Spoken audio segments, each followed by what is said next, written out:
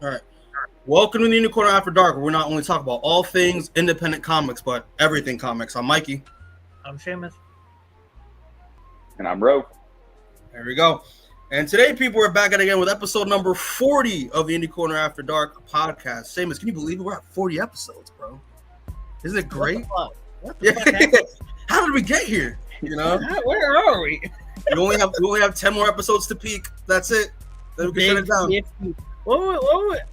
I don't even know what we do for 50. Like, when I can't even time that out in my head to see what would be around then. Like, yeah, right. But yeah, people. So yeah, episode 40, and obviously, you know, we're gonna do what we usually do, the annual coverage for San Diego Comic-Con. You know, obviously because we can't afford to be there because that shit expensive.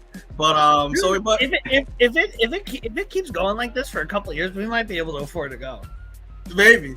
If they keep like skirting the movie panels and then everyone just is it's only comics, then like I'm going. Honestly, hey. We'll get there. We'll get there one day. One day. But yeah, so yeah, we're gonna be talking a lot of stuff from San Diego Comic-Con that have been announced so far. So some comic book stuff, of course. Movies, not really movies because there weren't really a lot of movie stuff big coming out. A lot of like Marvel pulled out. DC didn't really do anything movie-wise, mostly TV show stuff.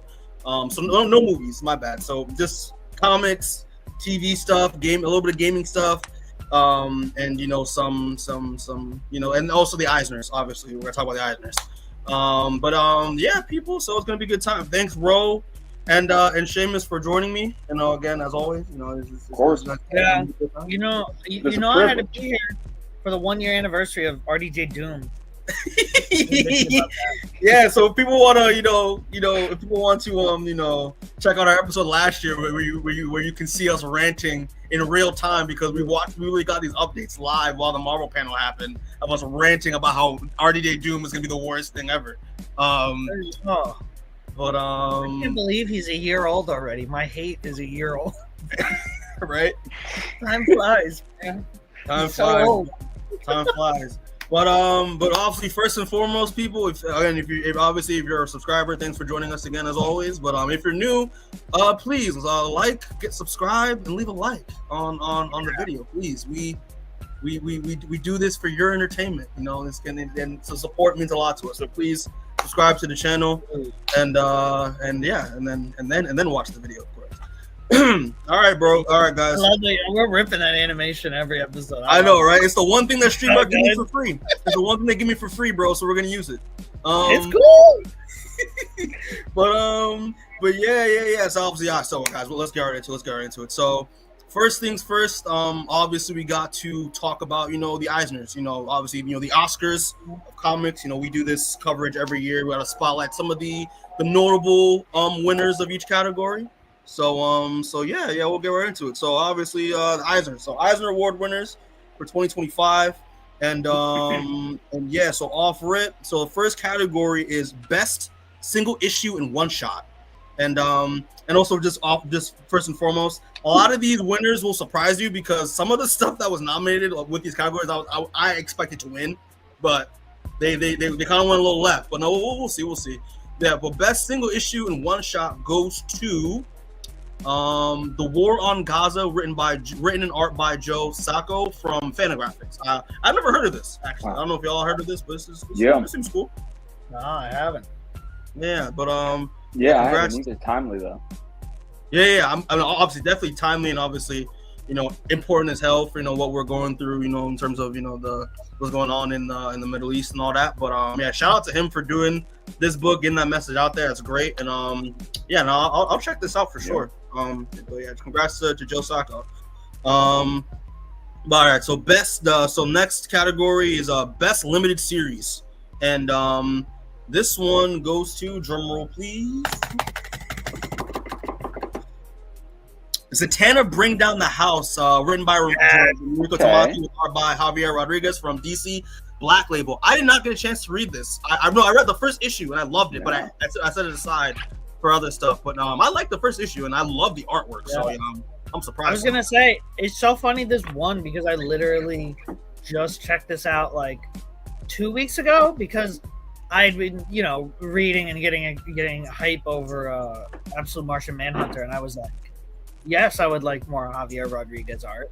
Mm-hmm. Oh, that Zatanna Black Label book had that one that I has been on my list for like ages, and then I finally checked it out last week, and I was like, ooh. Yeah, this I feel very well deserved because this was a very good book. Yeah, for sure. And I mean, it's interesting because a lot of the nominees that I went against, like this was a competition like Alan Scott, Green Lantern, Animal Pound by Tom King for Boom, The Deviant by James Tynion, which I hear is really good, Helena Windhorn, and Rare Flavors by Ron B. So it had really good competition. So yeah, congrats to Rico Tamaki and Javier Rodriguez, and I will add this to the list of things to read because I like the first issue a lot. So, all right. So next category, people, is best continuing series. So obviously, long form series, and yeah, I mean, last year's winner was Transformers by Daniel Warren Johnson. So I mean that was me and Seamus were hyped for that shit. We're like, yes, let's go. Yeah, that's deserved. Yep. So drum roll, please. Is going to be none other than Santos Sisters by Greg and Fake with Graham Smith, Dave Landsberger, and Mark Kobrinarov from Floating World, and also Flanching Fantagraphics as well. I have never heard of this at all. This was new to me. But yeah, I mean, listen, if it won an Eisner, it must be good. So congrats to these guys. When I was looking at when I was doing research, it looked very Archie. I was like, oh, that's interesting. So it's very like the closest thing I can describe it to, because I checked out, because I saw this on I just saw like an issue or two online, and I was like, oh, I'll check this out a little bit. So I only have seen read the first issue or two, I think. But to me, it felt like a somewhat less sexual version of Panty and Stocking. That anime. And I was like, oh, this is like, and it really ripped. It was really fun. It was very, very, it's very funny. It's very fast paced, but it is very well done and slick. And I'm very, this makes me want to read the rest of it because I thought that those first two issues were very good. So I'm glad that this is, I'm always glad when a series like this gets recognition like that, because then you get to gets more eyes on it, gets more people, interested in reading stuff that is not from the big two, So I'm glad. This is anytime comics wins, we all win. That's Facts. For sure. Facts. And just I think that's the crazy thing what's impressive about this, because like what it was nominated against, like Department of Truth, Detective Comics, Fantastic Four, it beat out Ultimate Spider-Man. I was like, wow. So and obviously, Wonder Woman, but Seamus don't want to talk about Wonder Woman. But congrats to Greg and Fake with the Santos Sisters. I'll check it out. Next category, people, is best new series. It's obviously brand new for the year and all that. And that goes to none other than, I was so happy to see this win. Absolute Wonder Woman, written by Kelly Thompson, art by Hayden Sherman from DC. Yes, sir. Which, for people who haven't checked out our best and worst of 2024 podcast, this was on my list. This is my favorite Absolute book, period. I think this book is incredible. Oh, really, really big fan of Kelly Thompson, as of lately, with this and like The Call and Birds of Prey. Like I've been loving what she's been doing so far, and this was like my favorite thing I've ever read from her so far. And I was very happy and very proud to see that this one has got her an Eisner. So congrats to her and Hayden Sherman. Well deserved. This was of those first three Ultimate book or Absolute books. This shit felt like it was like, no disrespect to Jason Aaron or Scott Snyder, but like this felt like it was on a different level than both of those two books, at least at the start. It has since become my second favorite Absolute book. I'm excited to read it every week. The Labyrinth arc they're going through right now is so fun. It's great. And that crossover with Absolute Batman is gonna be fucking sick when it happens in December. We'll talk about it for sure, but that's I'm very looking forward to. Have you checked out Absolute? It's sitting on my pile waiting to be read. I'm like sitting here in like guilty silence. I literally have it right there, yo. I can't. Get I'm on it. excited now, though. I'm excited now. Get on it, bro. Seamus, what were you saying? I cut you off, bro. I was gonna say, this just makes me more excited to see Absolute Martian Manhunter clean up at next year's Eisner's. Oh, you think so? Yeah. Oh, it's cool. Yeah, that's your number one. That's your number one. So I wouldn't put it past you. It's objectively the best book that DC's putting out right now. For sure. But yeah, so there's that. So next category is going to be best webcomic. That one went to Lore Olympus, I believe, last year. Which again, I wasn't surprised because Lore Olympus is super popular. Yeah. And yeah, so this one goes to a book I've never heard of before. This book called Life After Life by Joshua Barkman. And yeah, I mean, I from looking at like just images, I mean, it seemed like a really cool, nice webcomic. I love the artwork because artwork is it's all monochromatic blue and white type of style, so and black. So I was like, this is like, that's cool. But yeah, you know, congrats to Joshua Barkman. And will I check this out? Yeah. I don't know. I don't know if I will, but you know, congrats. Honestly, it's the best policy. Yeah. Listen, man, I don't really be reading that many webcomics these days. So, but you know, I was thinking, like you said, if a comic wins, one win for comics is a win for everyone. So, yeah. Oh yeah, and also I forgot to mention for Absolute Wonder Woman, it beat out like Absolute Batman, Power Fantasy, Uncanny Valley, Pedestrian, and Minor Arcana. So it also has some good competition as well. I didn't see. Okay, thing is like when this won, I was like, did it beat out Lore Olympus? But I don't think Lore Olympus was nominated, which was surprising because it's like always nominated, you know. But yeah. No, but either way, you know, congrats to Joshua Barkman for this. All right, so next topic, best graphic album reprint. Which Seamus, I don't know if you remember, but the last one, what won last year was a tie. It was Hip Hop Family Tree by Ed Piscor and One Woman, a Story by Kelly Sue DeConnick. So I just kept the same, you know, category because it was just I was using the same slides. So but this one went to this book called The One Hand and the Six Fingers by Ram V, Dan Waters, Lawrence Campbell, and Sumit Kumar from Image Comics. I've never heard of this, but when I looked it up, I saw the cover. I was like, I might check this out. This is intriguing. Seamus Roy, have you ever heard of this book before? I've heard of it. I don't know anything about it. I know. I just remember seeing the cover and being like, "Ooh, that looks really cool." Yeah, right. You know, and then being bombarded with so many other comics I'm currently reading that I just never got to it. But you know, I'm a Ram V fan, so at some point I'm sure I'll check it out. Yeah. Ram V is nice. He is nice. I was also surprised to not see any New Gods nominated for this. Anything? Yeah, I think that's just because when it was released, it was only they only had like an issue out before the end of the year last year. So yeah.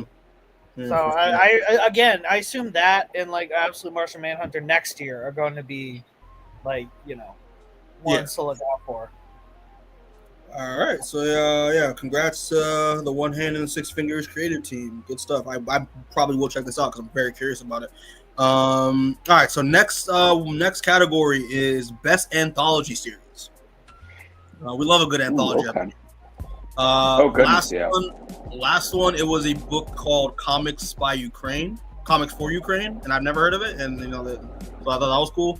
But this one was interesting. So this one goes to drum roll.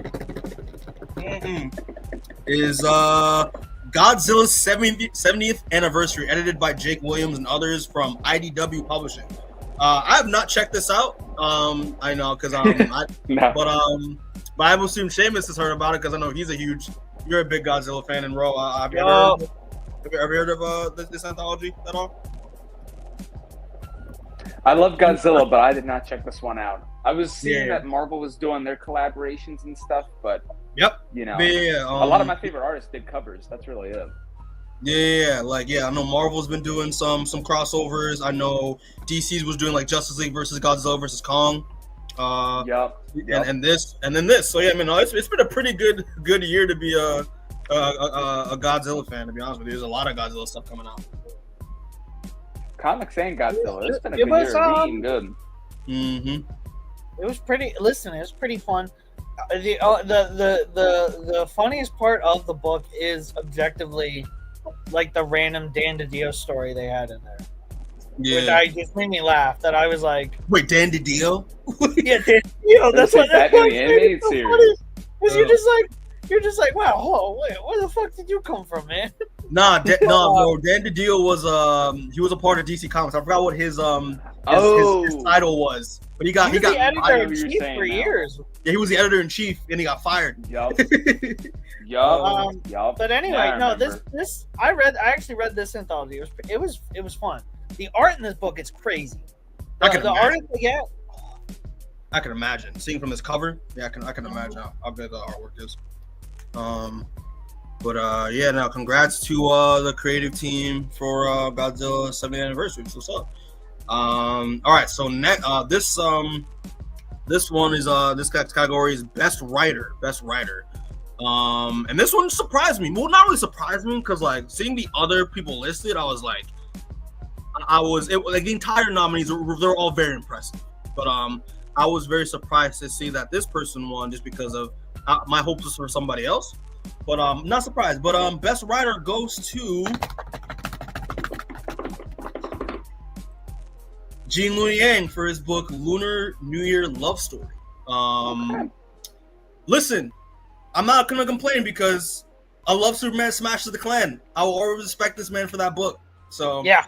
So that's what I'm saying. As soon as I saw him, I was like, oh, he must have written some fucking heat that I didn't hear about. And the Lunar New Year Love Story, I was like, never heard of it. But again, I love Superman Smashes the Klan so much that I'm like, yep, I might have to check this one out. Yeah, man. Superman Smashes the Klan. I remember he also did New Superman for DC Rebirth with the Kenan Khan character Superman. Like, yeah, he's a good writer. He's a good writer. Like, so I mean, it's deserved. And the thing is, like in the competition next with him was like Tom King, like Ram V, Kelly Thompson, James Tinney. Tom King was in there. Yeah. For the stuff he's done in the last year.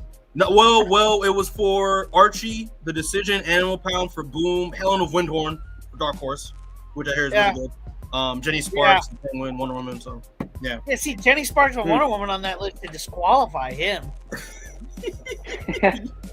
Yeah, bro. That's what I'm saying. He writes one good book and then like 3 stinkers. And it's like he just gotta. It's like to get his Supergirl Woman of Tomorrows, he has to write like 3 Batman and Wonder Woman runs. It's not going to get any better with Mr. Miracle coming out in the next few years. Oh. The Tom King revisionism will continue.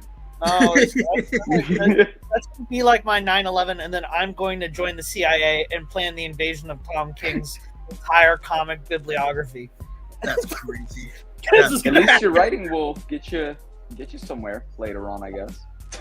Yeah, oh, man. That's about it. For me, I wanted Kelly Thompson to win because, like, you know, I thought she had a really good year last year. Either Kelly Thompson or James Tinney in the fourth because I mean, like, you know, Something's Killing the Children is like one of my favorite books. So. Oh yeah, both of those. I think other than my Tom King hate, the writers in this category seemed very well deserved. And again, glad it went to someone who I like, but to a project that I might not have checked out otherwise. You know what I mean? Yeah, not heard of. So yeah, I'm definitely gonna check it out for sure. Yep. I was looking at the cover and I was like, it reminded me a lot of. It was giving me like Intergalactic, like Kid Cudi Intergalactic vibes. I was like, this is cool. But yeah, no, listen, congrats to Gene Luen Yang, man, you deserve it. All right, so next category is best writer / artist. So writer artist combo. I think that went to Daniel Warren Johnson last year. Yeah, it did. It went to Daniel Warren Johnson last year. But this one is for someone that I've never heard of before. But it goes to a man named Charles Burns for his book Final Cut and Unwholesome Love. I have never heard of this guy at all. No. But I was looking at his pictures of his work, and his work's really, I like his style. It's very nostalgic, like a very nostalgic, like classic kind of like pulp kind of style, you know. I would. It kind of reminds me of Bones a little bit. Yeah, like it's very just looking at it. Like it reminds me of Mike Allred a little bit, like kind of like that kind of like style, you know. Yeah.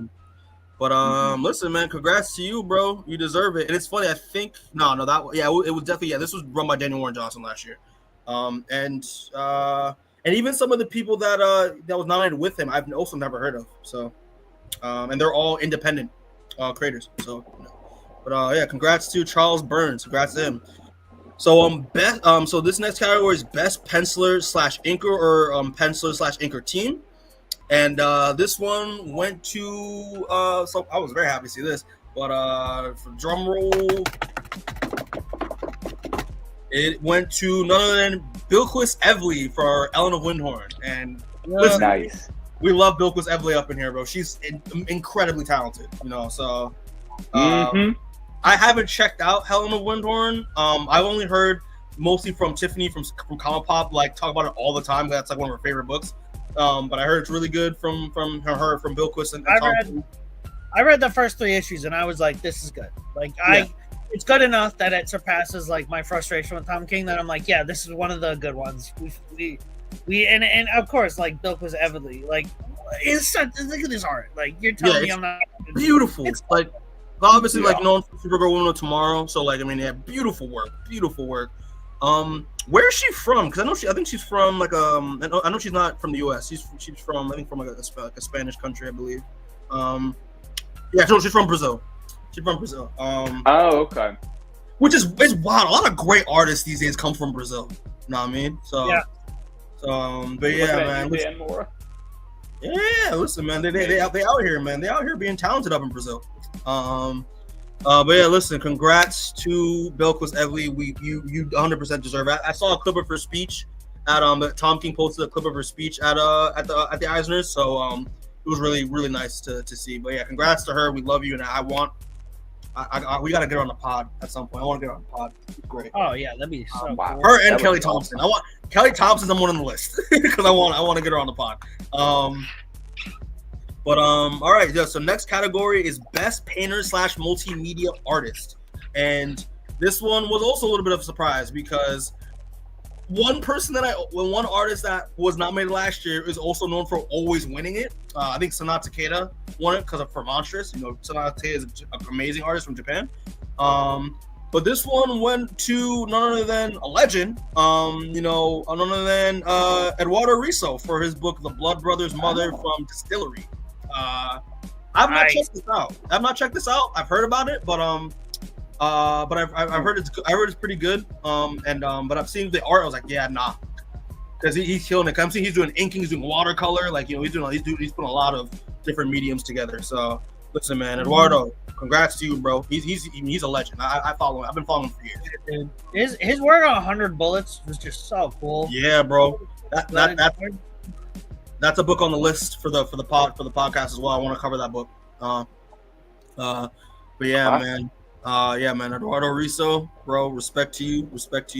Yeah, but I was surprised to not see Sanaa Takeda on this at all. I was like, she's always nominated and she always wins. Like, my girl taking a break this year, letting someone else take it for once, and then next year, you know. Honestly, like they have to apologize and be like, "Sorry, Sanaa, we can't give it to you this." Listen, they're just gonna give her an honorary one every year, going like, "We know it's really you, but like we want to give it to other people." But yeah, all right. So next category is none other than best cover artist, and this one goes to an artist that I've been an admirer of for the past several years. Frank Miller. No. Listen, we'll talk about it later, but I actually like the cover that was announced at Comic-Con. Yeah, we'll talk about it. Oh, okay. Yeah, we'll talk about it. I know exactly what you're talking about. So the best cover artist goes to none other than Tula Lute for Somna and Helen of Windhorn, Dawn Runner, and other titles. Oh, yeah. Tula Lute, I discovered her when like the Birds of then that Harley Quinn Birds of Prey movie came out, and they did like these collected editions with like the Birds of Prey movie characters covers, and she did them all. They were beautiful. I was like, okay, I gotta follow this one immediately, and I've been loving her work ever since. We covered Somna for our Fright Month event last year, and she does the artwork in that. She's incredible. incredible artist. Wow.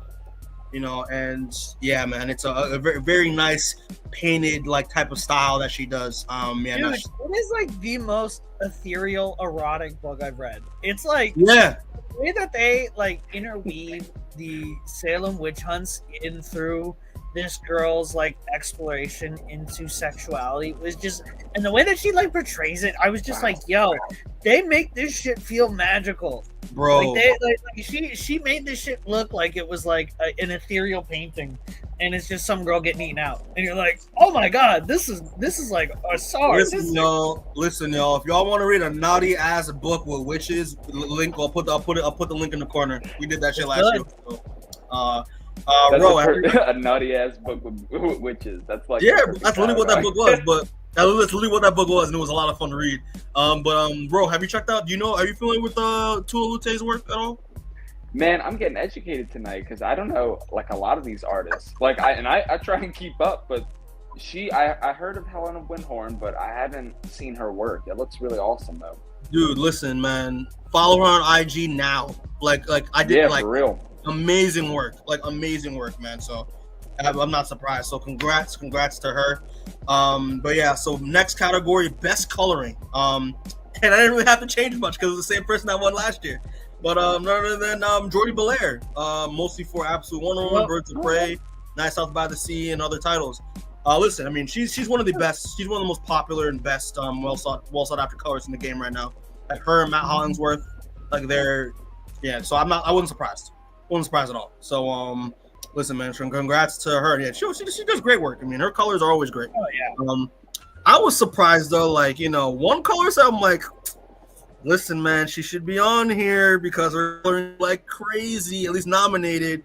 But Rochelle Rosenberg because of Moon Knight.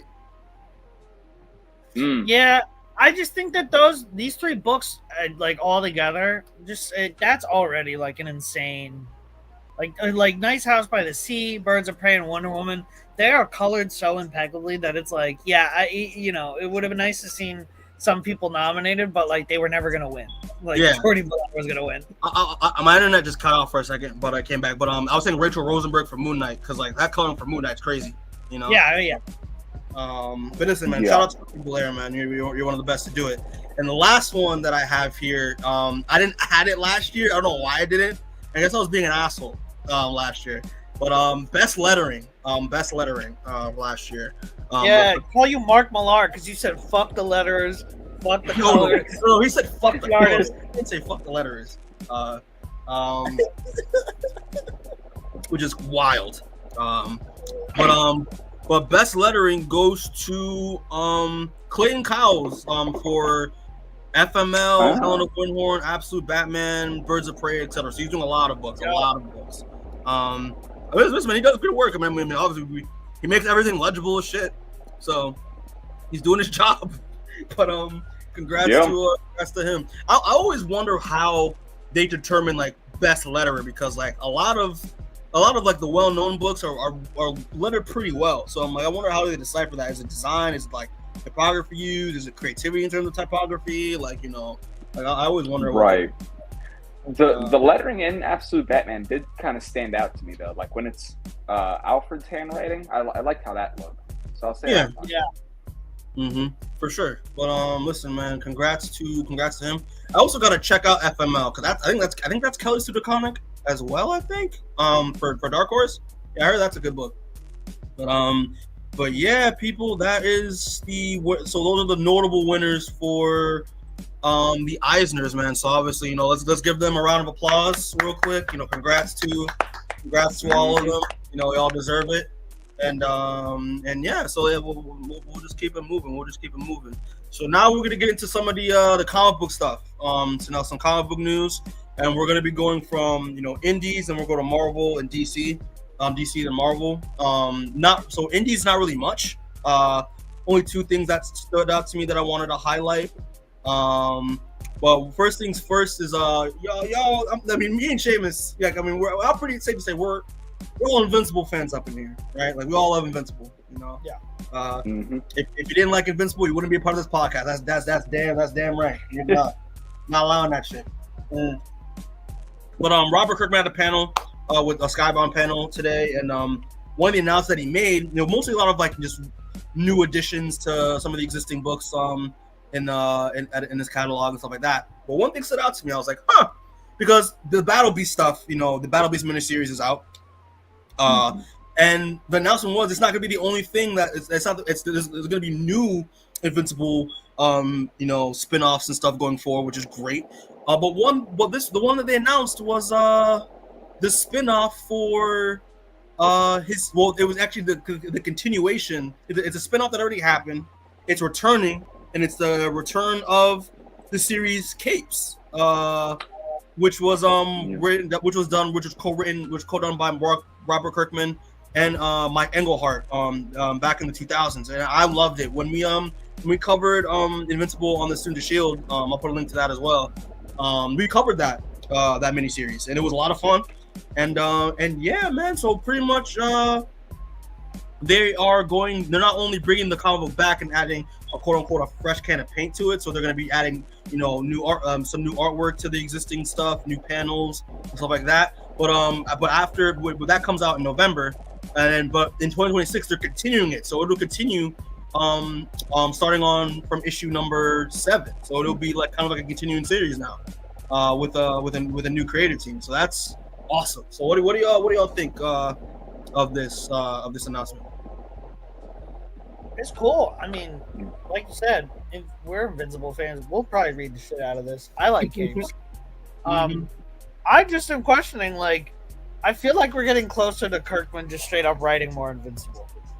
Yeah. I feel like we're getting closer. Like, it feels like with the return of the show and how big it's getting, it feels like Kirkman's like, oh wait, I could like just write more, like if I wanted to, because there are all these spin-offs, and we wouldn't complain either. And Skybound is like entirely all in on Invincible and Invincible related shit, and I think Kirkman sees that not only would it be interesting for him to come back and write it, but also definitely financially advantageous if they came back with a new Invincible #1. Because that would sell like fucking hotcakes. But yeah, it just definitely feels interesting that they are ramping up more production on these Invincible spin-offs. Because like I like them, but like you definitely can tell that these guys are gonna start like maybe announcing some more and then slowly being like, ooh, might come, So, yeah, I'm excited for this. This will. I'm interested to see who the new creative team will be, if it will be Kirkman or if it'll be an entirely new duo on this one. But good. More Invincible is always good. For sure. Bro, what do you think? Are you familiar with the Capes at all, or? No, this is definitely new to me. Like, I think it's a perfect time to bring it back, and kind of tapping into what Seamus said there about the possibility of more Invincible even happening. It makes me wonder where the novelty, like for me, I always thought what stood about Invincible is that it had a beginning and an end. You have the side stuff now and the filler. So it's like if they do bring it back with a new #1 and all that, I wonder if it'll just be like the misadventures, is the in between filler stuff, or if it'll just continue. I feel like there's room in there. There's room in there, but just wondering, because I like a beginning set and a beginning end for some stories, but they're expanding, so of course it's worth it. Yeah. And if people aren't familiar with the series, it's pretty much just like we described it when we did the Invincible podcast years ago. It's pretty much like superheroes meets like The Office. It was like, what if being a superhero was like considered like a 9-to-5 job, and it was a lot of fun. And yeah, I love the characters like Bolt, Kid Thor. Knockout. So I'm looking forward to seeing this series come back. I'm definitely picking it up for sure. And yeah, I'm trying to figure out if there's a creative team for this book at all. I don't think that's been announced yet. Oh wait, no. So someone named Benito Serrano is the one who's going to be picking up the series for issue 7 and onward. So I've never heard of him before. But yeah. All right, so I think we're good. So I think we're safe to say we can move on. But next topic is something that Seamus was bitching at me before off camera before we started. But for people that don't know, for me personally, I am a huge Buffy the Vampire Slayer fan. Love Buffy the Vampire Slayer. Love Angel. I love everything about Buffy.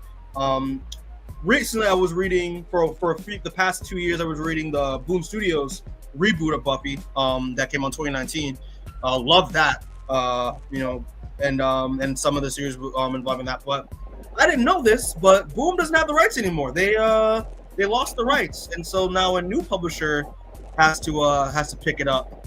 And it was announced today from none other than your boys Dynamite Entertainment that they are making a new Buffy the Vampire series along with Angel, and it's gonna be written by Kelly Thompson. I need to get her on the damn show, Seamus. She needs to be on the damn show. You gotta. This is the best news as a Buffy You gotta, so I can tell her I don't give a shit about Buffy. I know. But I just want to get my 2 cents in. I'm excited. Again, love Kelly Thompson, which obviously y'all know. So I'm very curious to see what she does with Buffy, what she does with Angel as well, because she's also doing an Angel book along with Buffy. Also like doing Dynamite. I mean, Dynamite's been on kind of an upswing ever since they stopped making perverted comics and started making good ones. So. But yeah. I'll always take a win for Dynamite. That's for sure. Yeah, no, they've been dropping a lot of bangers recently, yeah. especially with their trademark and license stuff. So yeah, I'm very excited to see what they're gonna do with Buffy, with the Buffyverse. But I'm also curious because again, Boom Studios was a reboot, so it was pretty much like what if Buffy happened in the modern day, which was 2019 at the time. So I'm curious to see if they're gonna do something like that, like a reboot, or go back to Buffy in the 90s, or do like a continuation from the show. Because Dark Horse also did a show continuation that Joss Whedon penned. So I don't know what they're gonna. I'm curious to. Well, they didn't really give any details, but I'm just curious to see what is their Buffy gonna look like. And obviously, I feel like we're gonna hear more stuff about it, soon. It's Kelly Thompson. I don't know I don't think they announced the artist yet. David Nakayama is doing the covers, so this is DNA. This is DNA art. But yeah, no, Seamus, you don't give a fuck. But Ro, what do you think of this announcement? I know, right? I'm I'm out of the Buffy area, honestly. All I know is Joss Whedon's exposure, his contributions, and then I didn't know that they had a 2019 ongoing. I had heard, but I didn't pick it up.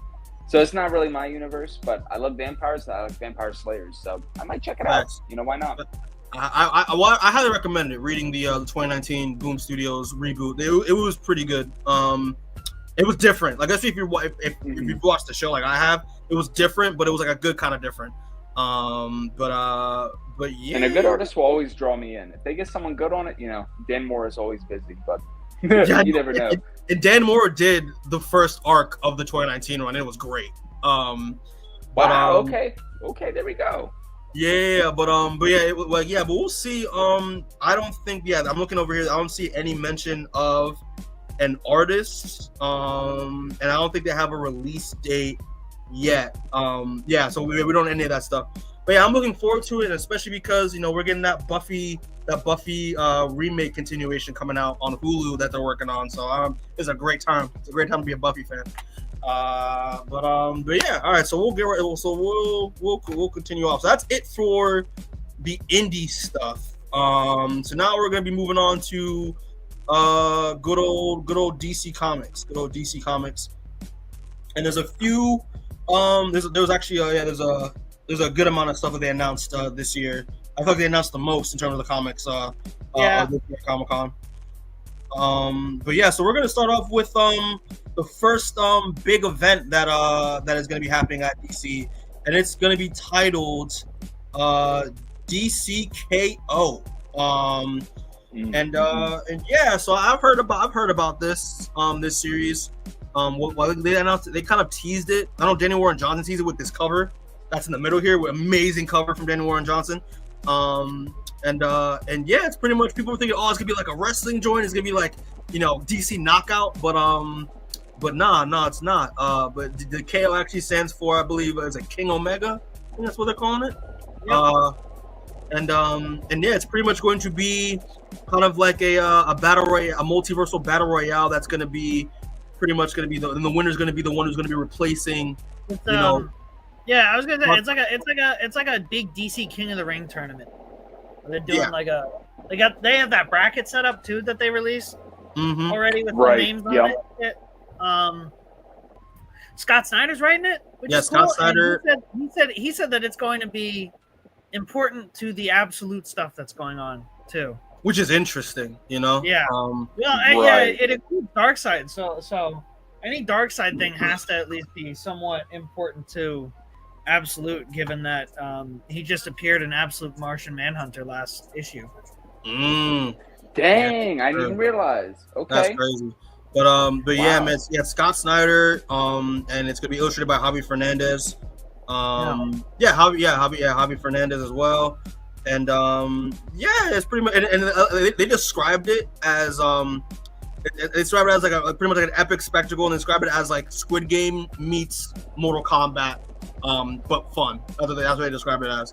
And they obviously with the variant cover on the right, and Scott Snyder teased this, and also Joshua Williams was kind of hyping them up, but like Superman in the promo art is going to be brandishing a pair of brass knuckles that contain miniature suns. Mini suns, dude, that looks so cool. Right? It's so cool. It's so cool.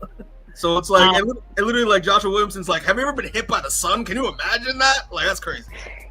Yeah, and most notably, no Batman in the tournament. He's getting his own book. He is getting his own book. With, what is it, by Williamson and Dan Mora, where he's fighting the Robins or whatever? Yeah, we'll talk about that. We'll talk about that in a second. But, with that fucking dude, they gave him the fucking. I know. I can't believe the weapon they gave. But yeah, we're looking forward to this. This is it. I'm looking forward to seeing more about this. And yeah, I mean, it's fun. It's like once they said like Mortal Kombat meets Squid Game and Superman with sun brass knuckles, I was in. I was like, okay, I'm gonna check this out. I don't have the bracket, but Seamus, some of the characters that were on there. I'm trying to see if I can find it. I know for a fact Guy Gardner was on there. Hey, which is like it's synergy, but it's so funny. I know they got Guy Gardner, Aquaman, Captain Atom, Supergirl, Zatanna, Red Hood, Cyborg, Swamp Thing, Lobo, and Wonder Woman so far are announced, and Superman too. And I also heard at the same time, like, there's going to be a secondary plot where Mr. Terrific is going to be assembling a bunch of characters called the Terrific 10. Dude, Electric Blue Superman. We had like Electric Blue Superman, Batman, Terry McGinnis, Batman Beyond. Like it was like the cast was wild. Wow. I felt like I was reading Convergence again when I saw that cover. I was like, whoa. And just to continue the tradition with Mr. Terrific books, him just biting off the Fantastic Four. It's just the Terrific 10. That's awesome. So yeah. Mr. Terrific creating the coolest teams in the DC in the last 20 years. I like it. Keep that bit going. Yeah. It was Mr. Terrific, Batman Beyond, and then Aquaman and Electric Blue Superman, and it looked like a version of Beast Boy. I think it looked cool. So yeah. So we'll see. It's gonna be a 5-issue miniseries for DCKO. So I think that's gonna come out. When is that coming out? When is that coming out? Come on now. It should. What, DCKO? This winter? Yeah, DCKO, yeah. Yeah, it's this winter. It's this winter going into 2026. Bet. All right, so we'll look. Is this under the All-In handle, or is this after All-In? This is after. After All-In. Yeah. Okay, so gotcha. All right, so yeah, we'll just move on to the next bit because because Seamus mentioned it, but yeah, Batman's getting his own book. Oh, I do have the bracket. What the fuck's wrong with me? Yeah, I did have the bracket. It was right here. I'm trying to remember who was on it. I saw Swamp Thing. I saw Red Hood in there. Captain Atom, Guy Gardner, Supergirl, Zatanna, Red Hoods. I think Cyborg's on there. Swamp Thing, Lobo, and Wonder Woman and Superman. Yeah. So we'll see how that goes. Yeah. I hope DraftKings has a betting line That would for be this. amazing if you could bet. If you go on the sports book and dude, betting my entire house on a Zatanna sneak win. Oh man, dude, it makes the most sense. Zatanna winning makes the most sense. Yeah, I can see it. Because who's left? Because Batman could realistically take her out, but Superman and Supergirl are the next big guy, like people to win, and they're weak against magic. So like, Red Hood's taking it. Red Hood's taking it. Red Hood for the win. Can't even get his own good solo series. No way he's winning. That's true. That's true. Did you see the new writer of the new Jason Todd series going? I've never read a Jason Todd book in my life. Oh, it's a Scott Liddell situation.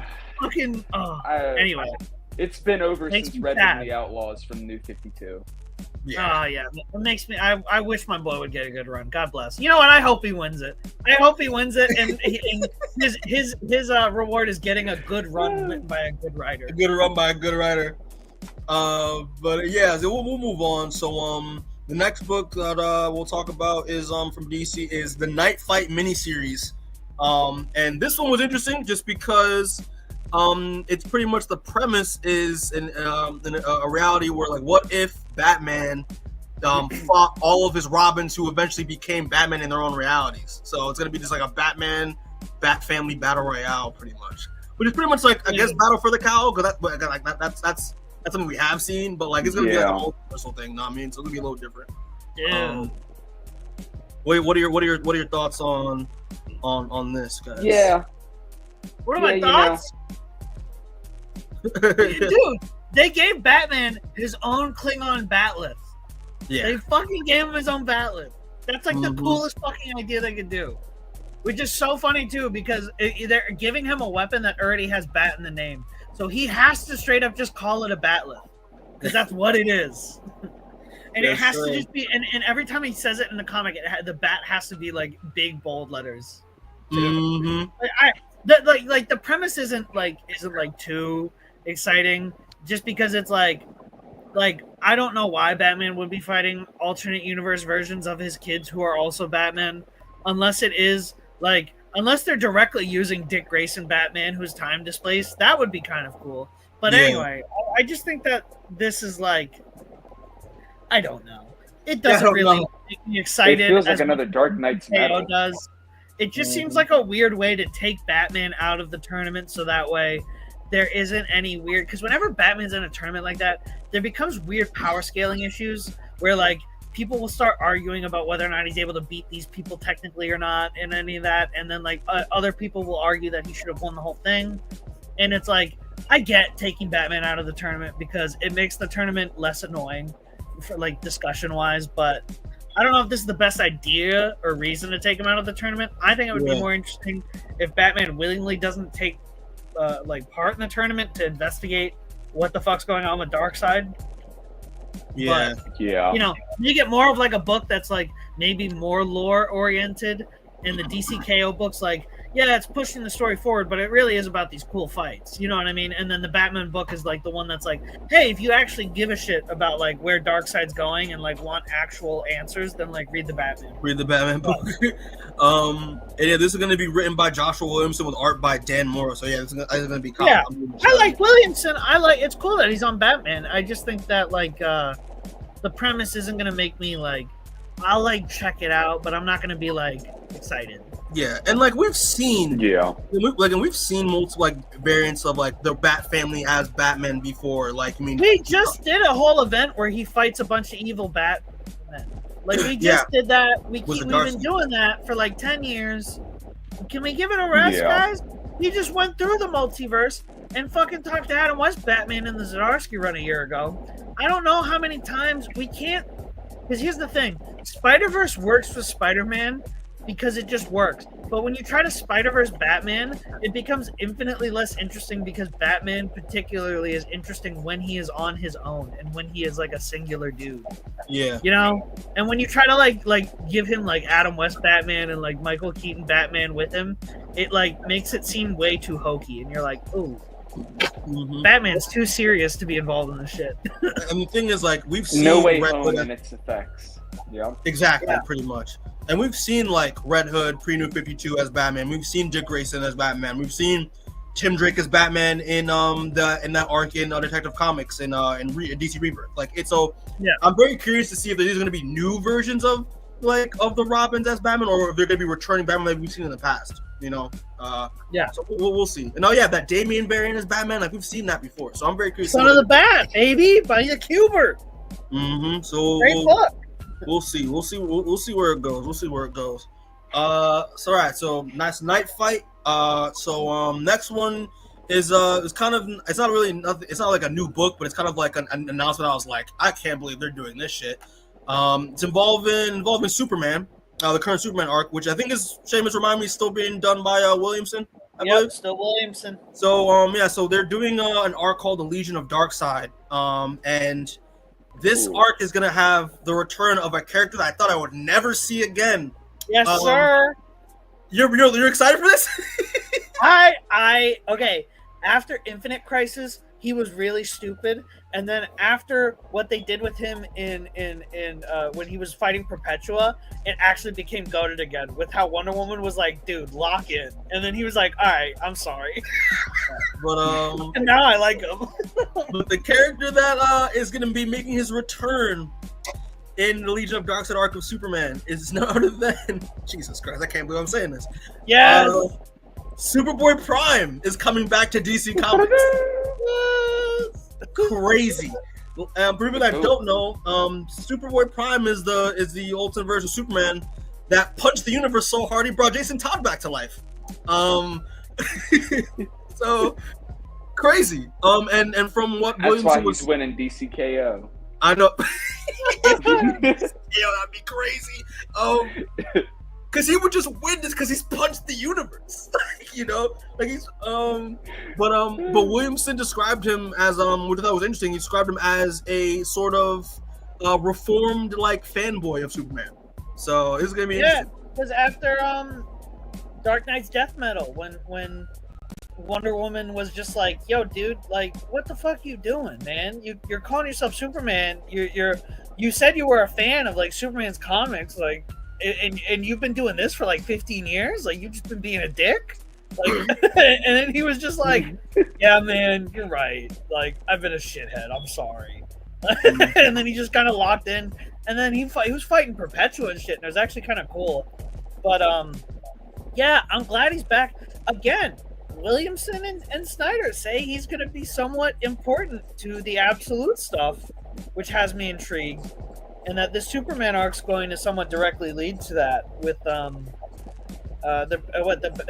they're battling the Legion of Superheroes from the Absolute universe with like the Omega Legion or whatever. But yeah, it's definitely interesting. I'm excited to see where they go with this because that's not really a character you bring back just for the cheap pop, you know? Yeah, right. Yeah, right. So, but yeah. So, so Superboy Prime's back in comics. Yay!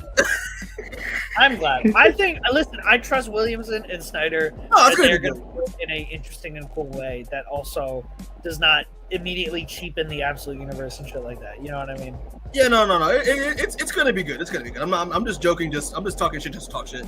But yeah. All right. So next one up for the next set of comics from DC is a few stuff. So Absolute stuff. So they got some few announcements here. So yeah, we'll talk real quick. The Absolute Wonder Woman and Batman crossover, as well as Bane's origin being teased by Scott Snyder and Absolute Batman, as well as the tease of the introduction of Absolute Deathstroke, who in this version, in this version of Deathstroke is going to be the best friend of Alfred. Yeah. Dude, when they showed that picture in the last issue, I was like, oh shit, that's Slade, isn't it? Mm-hmm. There he is. Yeah, the last issue was they were throwing a lot at you. You know, Poison Ivy, Clayface, fucking Man-Bat and shit. And they were just showing you man-made horrors beyond your comprehension in Arc M. And I was like, damn, Scott, this book is like evil.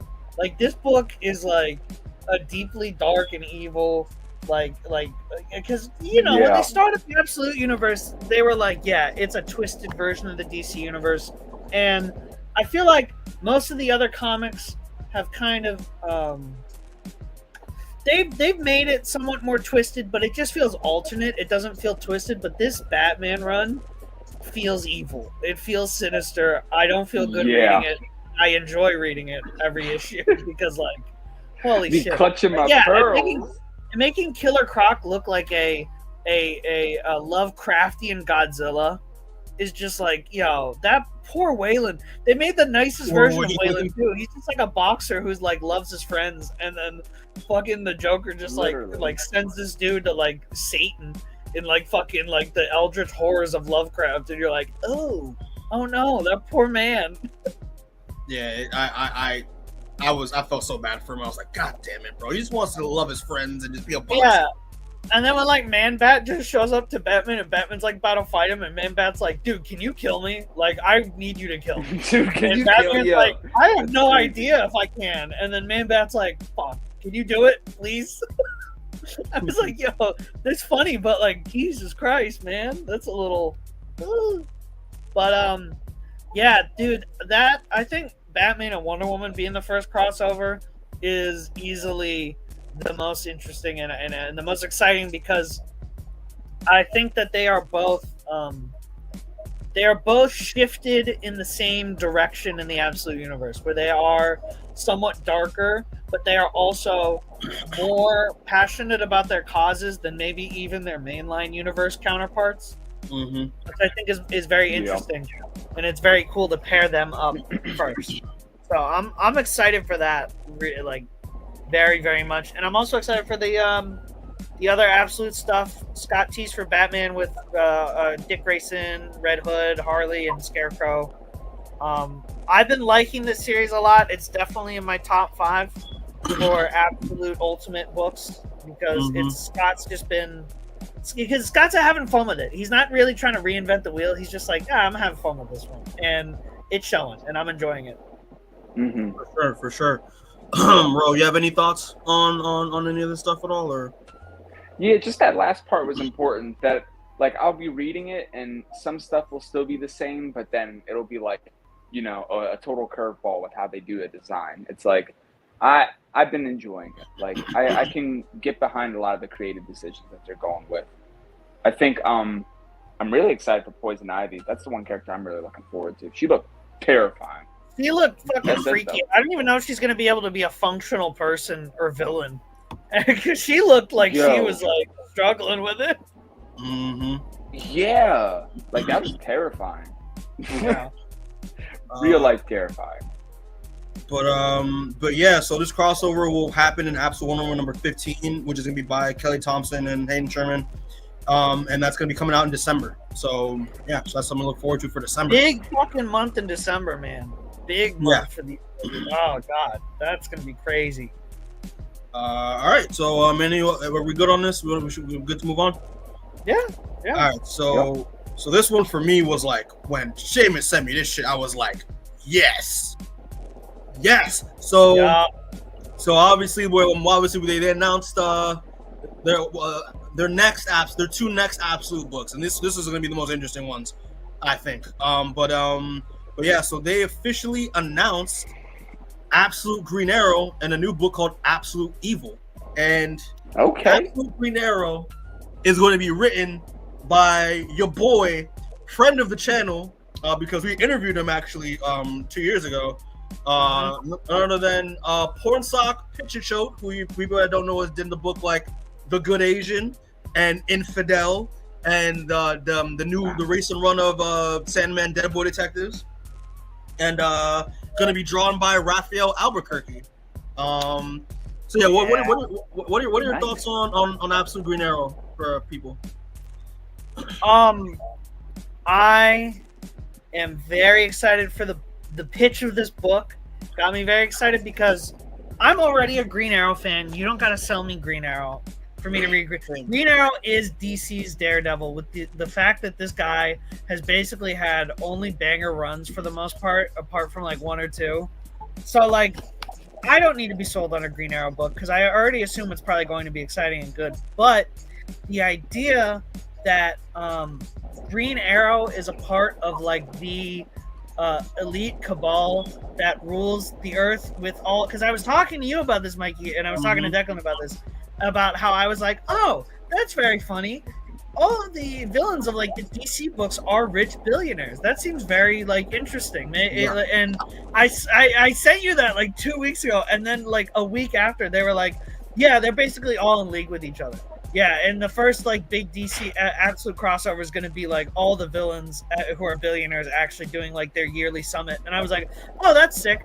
I liked Ultimate Universe 1 year later, Maker's Cabal meeting. I'll definitely like this. It's always fun when the villains get to meet and be like, ugh.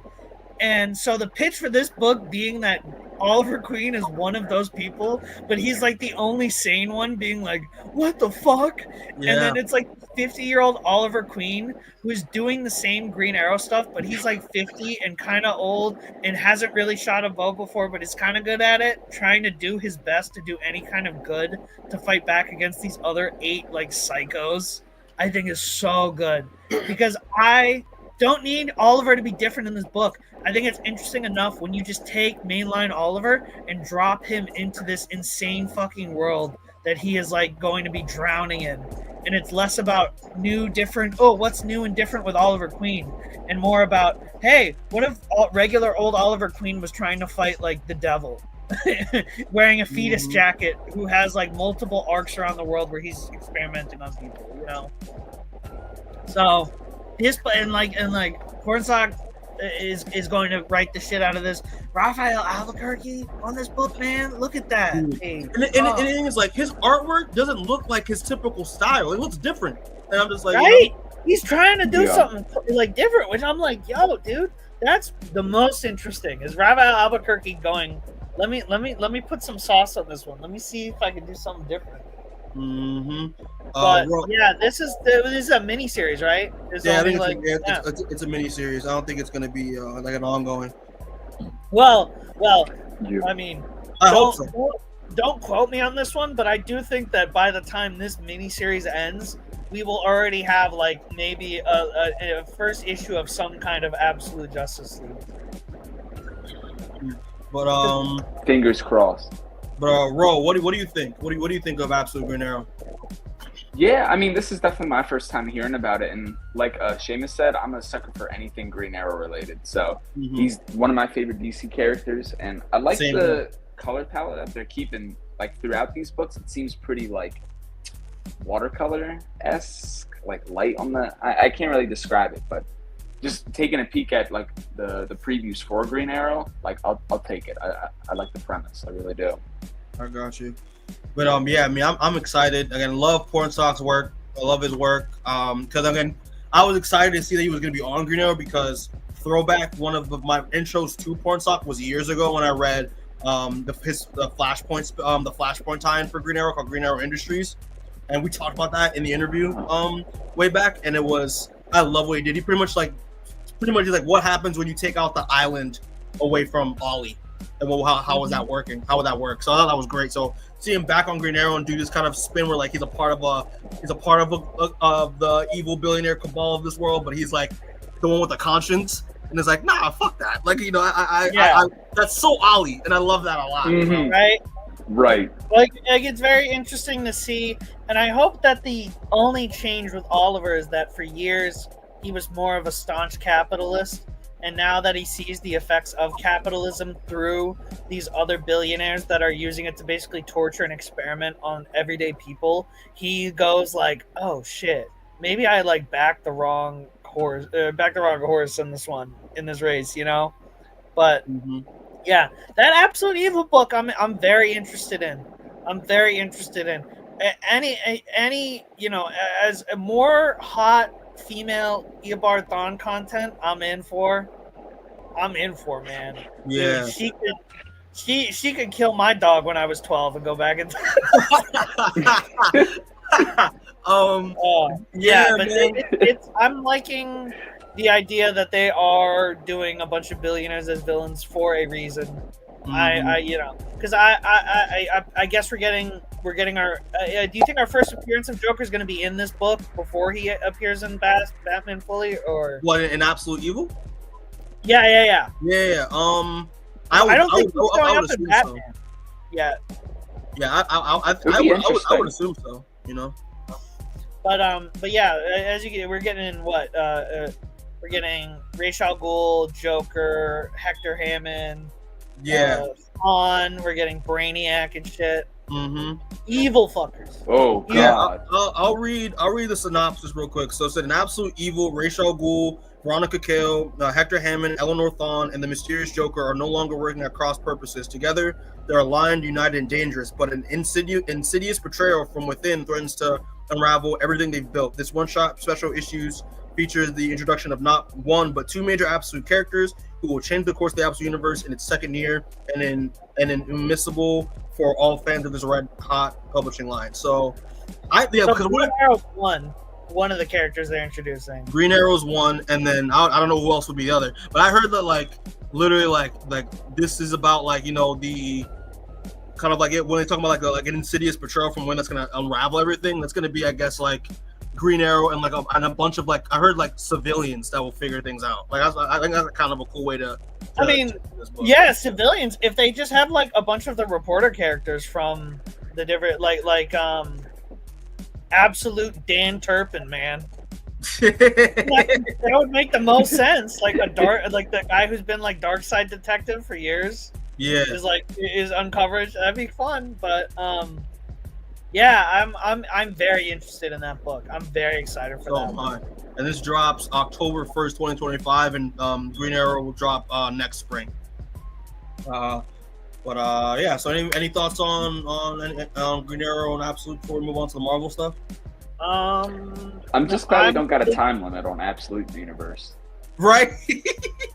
That's all I'll say. We'll talk about it with the Marvel stuff. I don't mind it. I'm excited for it. Okay.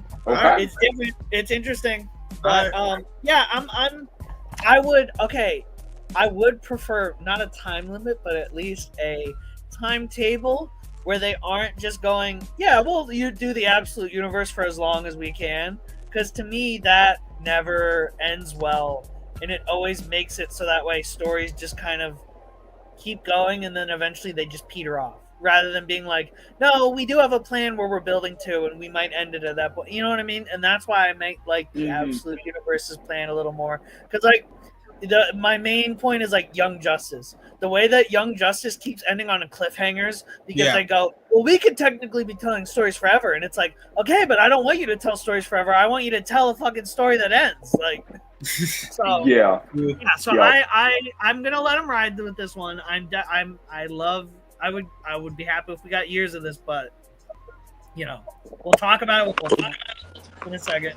Mm-hmm. But yeah, real quick, just wanted to add something because we talked about this off camera. I don't have a banner for it, but yeah, literally the Batman, the Absolute Batman annual that's coming out. That's getting covered by Daniel and Johnson. This was dope. Yeah, that is it's about pretty much what I described. Well, the Scott Snyder described it how freaking Batman is butt naked in Arkham, has to fight his way out. So a lot of people are gonna get fucking murked. Not murked, but gonna get maimed. Yeah. So it's the thoughts on this cover that dropped. I'm so fucking excited, dude. This looks so cool. This looks so cool. Yeah. Honest, I think Daniel Johnson's doing the cover, but I would love to see him do the interiors too, as a guest artist. Isn't he doing? I thought he was doing the whole thing. Nah, I think I'm looking at the article right now. I think he's only doing the Oh wait, no, scratch that. No, he's writing and he's drawing it. Never mind. Yeah. Oh, awesome. That's great. Yeah, I'm buying this. This cover gives me the unironically the closest vibes I've gotten to The Dark Knight Returns since that book release. Looking at this cover, this just looks like a modern version of Dark Knight Returns Batman. That I'm just oh. For sure. Yeah. But yeah, the annual will come out October 29th this year. So yeah, dude, October's a lit month too. Yeah, Damn. I'm very excited for this. And and also Absolute Batman 13 is gonna have Catwoman, which is gonna be cool. Dude, her design looks sick as hell. I'm excited to see more of her. They've been teasing her for too long. I'm like, motherfucker. I know they've been killing us with it. I am glad though. They've been teasing her for too long, but I am glad that they are establishing that they're like, no, yeah, Bruce and Selena are together. Like, we're like, Scott's not gonna fucking pull a fucking Tom King and just be like, ooh, are they or are they not? He's like, no, dude, we're all adults. I was reading that her in her costume, because she'll have like a print, she'll have a tail that she can like attach a gun to, and then like Oh shit. So like that's I wonder if there's going to be any correlation between Black Mask's mask and her helmet, because they are the same design, and I'm interested to see if there's a reason for that, or if it's just vibes. We'll see. All right. So that's it for the DC joints. So now we'll just move on to the Marvel stuff. And again, not a lot of stuff from Marvel, but it was a solid amount. But yeah, people. So we'll start this off. We're gonna be talking about a few things. That's on one slide. One of them is going to be containing the Age of Revelation stuff that is coming out. Why is this not working? Oh no, yeah, this is the dude. Even the slides are like, yo, let's keep talking about Batman. Who cares about Nah. We gotta move on. But yeah, all right. So the Age of Revelation slips that dropped. Like I know they dropped like a bunch of like covers for number 2s. The event 1776, which that is not spelled right, and Avengers versus Alien versus Captain America, which is going to be the new Alien crossover that they're doing. But yeah, so me and Seamus talked about this off camera about like the Age of Revelation stuff that they're doing with Jed McKay is headlining, because all the titles for them when they dropped that title card image on social media was weird as hell, because like X-Vengers and like Radioactive Spider-Man and like kids and like a cloak or dagger, like Wolverine Coming or whatever that book was. Like the last Wolverine, you mean? Yeah. Wolverine's big old dick or whatever. They're just titling these books random ass titles that you're like, what am I looking at, man? Yeah, man. But yeah, I mean, but seeing the actual covers of the books, like seeing like what they're actually gonna look like, I was like, okay, this is cool. I'm only gonna read like 2 of them. But I'm only gonna read long shots because it's by Hickman and it looks the most interesting. And I'm gonna read Amazing X-Men. I'm gonna read if Amazing X-Men is just like Sunstone issues with demon magic and Psylocke, I'll read it. Yeah, like I'm gonna yeah, for sure. I'm gonna be reading. I just don't know why they got Psylocke tied up like that. Whereas Goop is just there like dying. Goop is just there just dying. Yeah, I'm gonna be reading Amazing X-Men. I'm gonna be reading Long Shots because it's X Babies and I love X Babies. So no, it's not even X Babies. It's not? Because on the cover I was like, is it X Babies? Did you read the little bit on the side of the cover that said this book is so fucked we had to put the X Babies so it sells? That's what it said. That's hilarious. Yes, and I'm like, that's why I'm like, this book's gonna be so good. Hickman on Long Shots just killing a bunch of random characters. That's gonna be fun. Yeah. And Laura Kinney Sabretooth. I'm gonna read that. So Ro, did you hear about this the Age of Revelation initiative they're doing with the X-Men characters at all? I saw Stegman's art for it. That was really it. I like Wolverine's design. I didn't really. Is it a sequel to Apocalypse? It looks like it's in that. It looks kind of like a spiritual like successor to it. So right, okay. It can't be Apocalypse because it's Revelation, and I get that they're trying to use Revelation, and I know I said this to you, Mikey, off camera, but like, it just seems like it's the wrong time to be doing a Age of Apocalypse, Age of Revelation bit when after the Krakoa Age, I think X-Men was its most primed to be its most politically ardent book that Marvel can put out.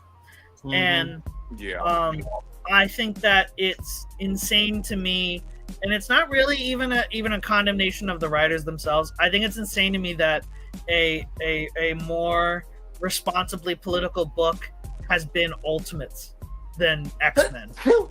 and I just think it's so silly to me that in the year of our Lord 2025, the Ultimates is the book I go to for like political commentary on current events, and the X-Men is the book I kind of go, yeah, they're doing whatever over there. And, you know, it sucks. It's sad. I don't really blame Jed McKay, but I blame Marvel editorial for putting people who had this pitch on these X-Men books without, you know, because Jed McKay has tried. Jed McKay is definitely, at least, because I think that's really the last X-Men book from the Ashes that I've been reading. I kind of dropped Uncanny just because I wasn't really liking Gail Simone's direction as it went on. But, you know, like I said, Jed McKay's tried, but I just really think that we're at a time where, like, we really need, like, writers who are really careful and deliberate and interested in telling stories that really kind of talk about how, you know, the X-Men could exist in the current political landscape and socio-political landscape that we are currently in, you know. And I think it's just, like, sad that, like, they're not interested in that at all, and they're interested in just writing another Age of Apocalypse where they just get to, like, create wacky, like, fucking, like, you know, like, Magic's, like, now fully Darkchild, and, like, she's chaining other women up, and, like, you know, and you're like, hey, this is like, are you queer baiting me? Like, what the fuck am I supposed to do with this book, you know? And, like queer baiting me? Yeah, the Hickman's long shots is the only one that I'm interested in because I trust Hickman implicitly, and also it sounds like he is specifically writing a book that's like, I'm having fun with it. It's not the main book. You guys know long shots, like, and it feels very in line with what long shots has been before, you know. Yeah. But yeah, I was reading the synopsis for all these books, and I was just like wholly uninterested. Nothing here that I would actually like. I don't know why they're bringing in Spider-Man characters.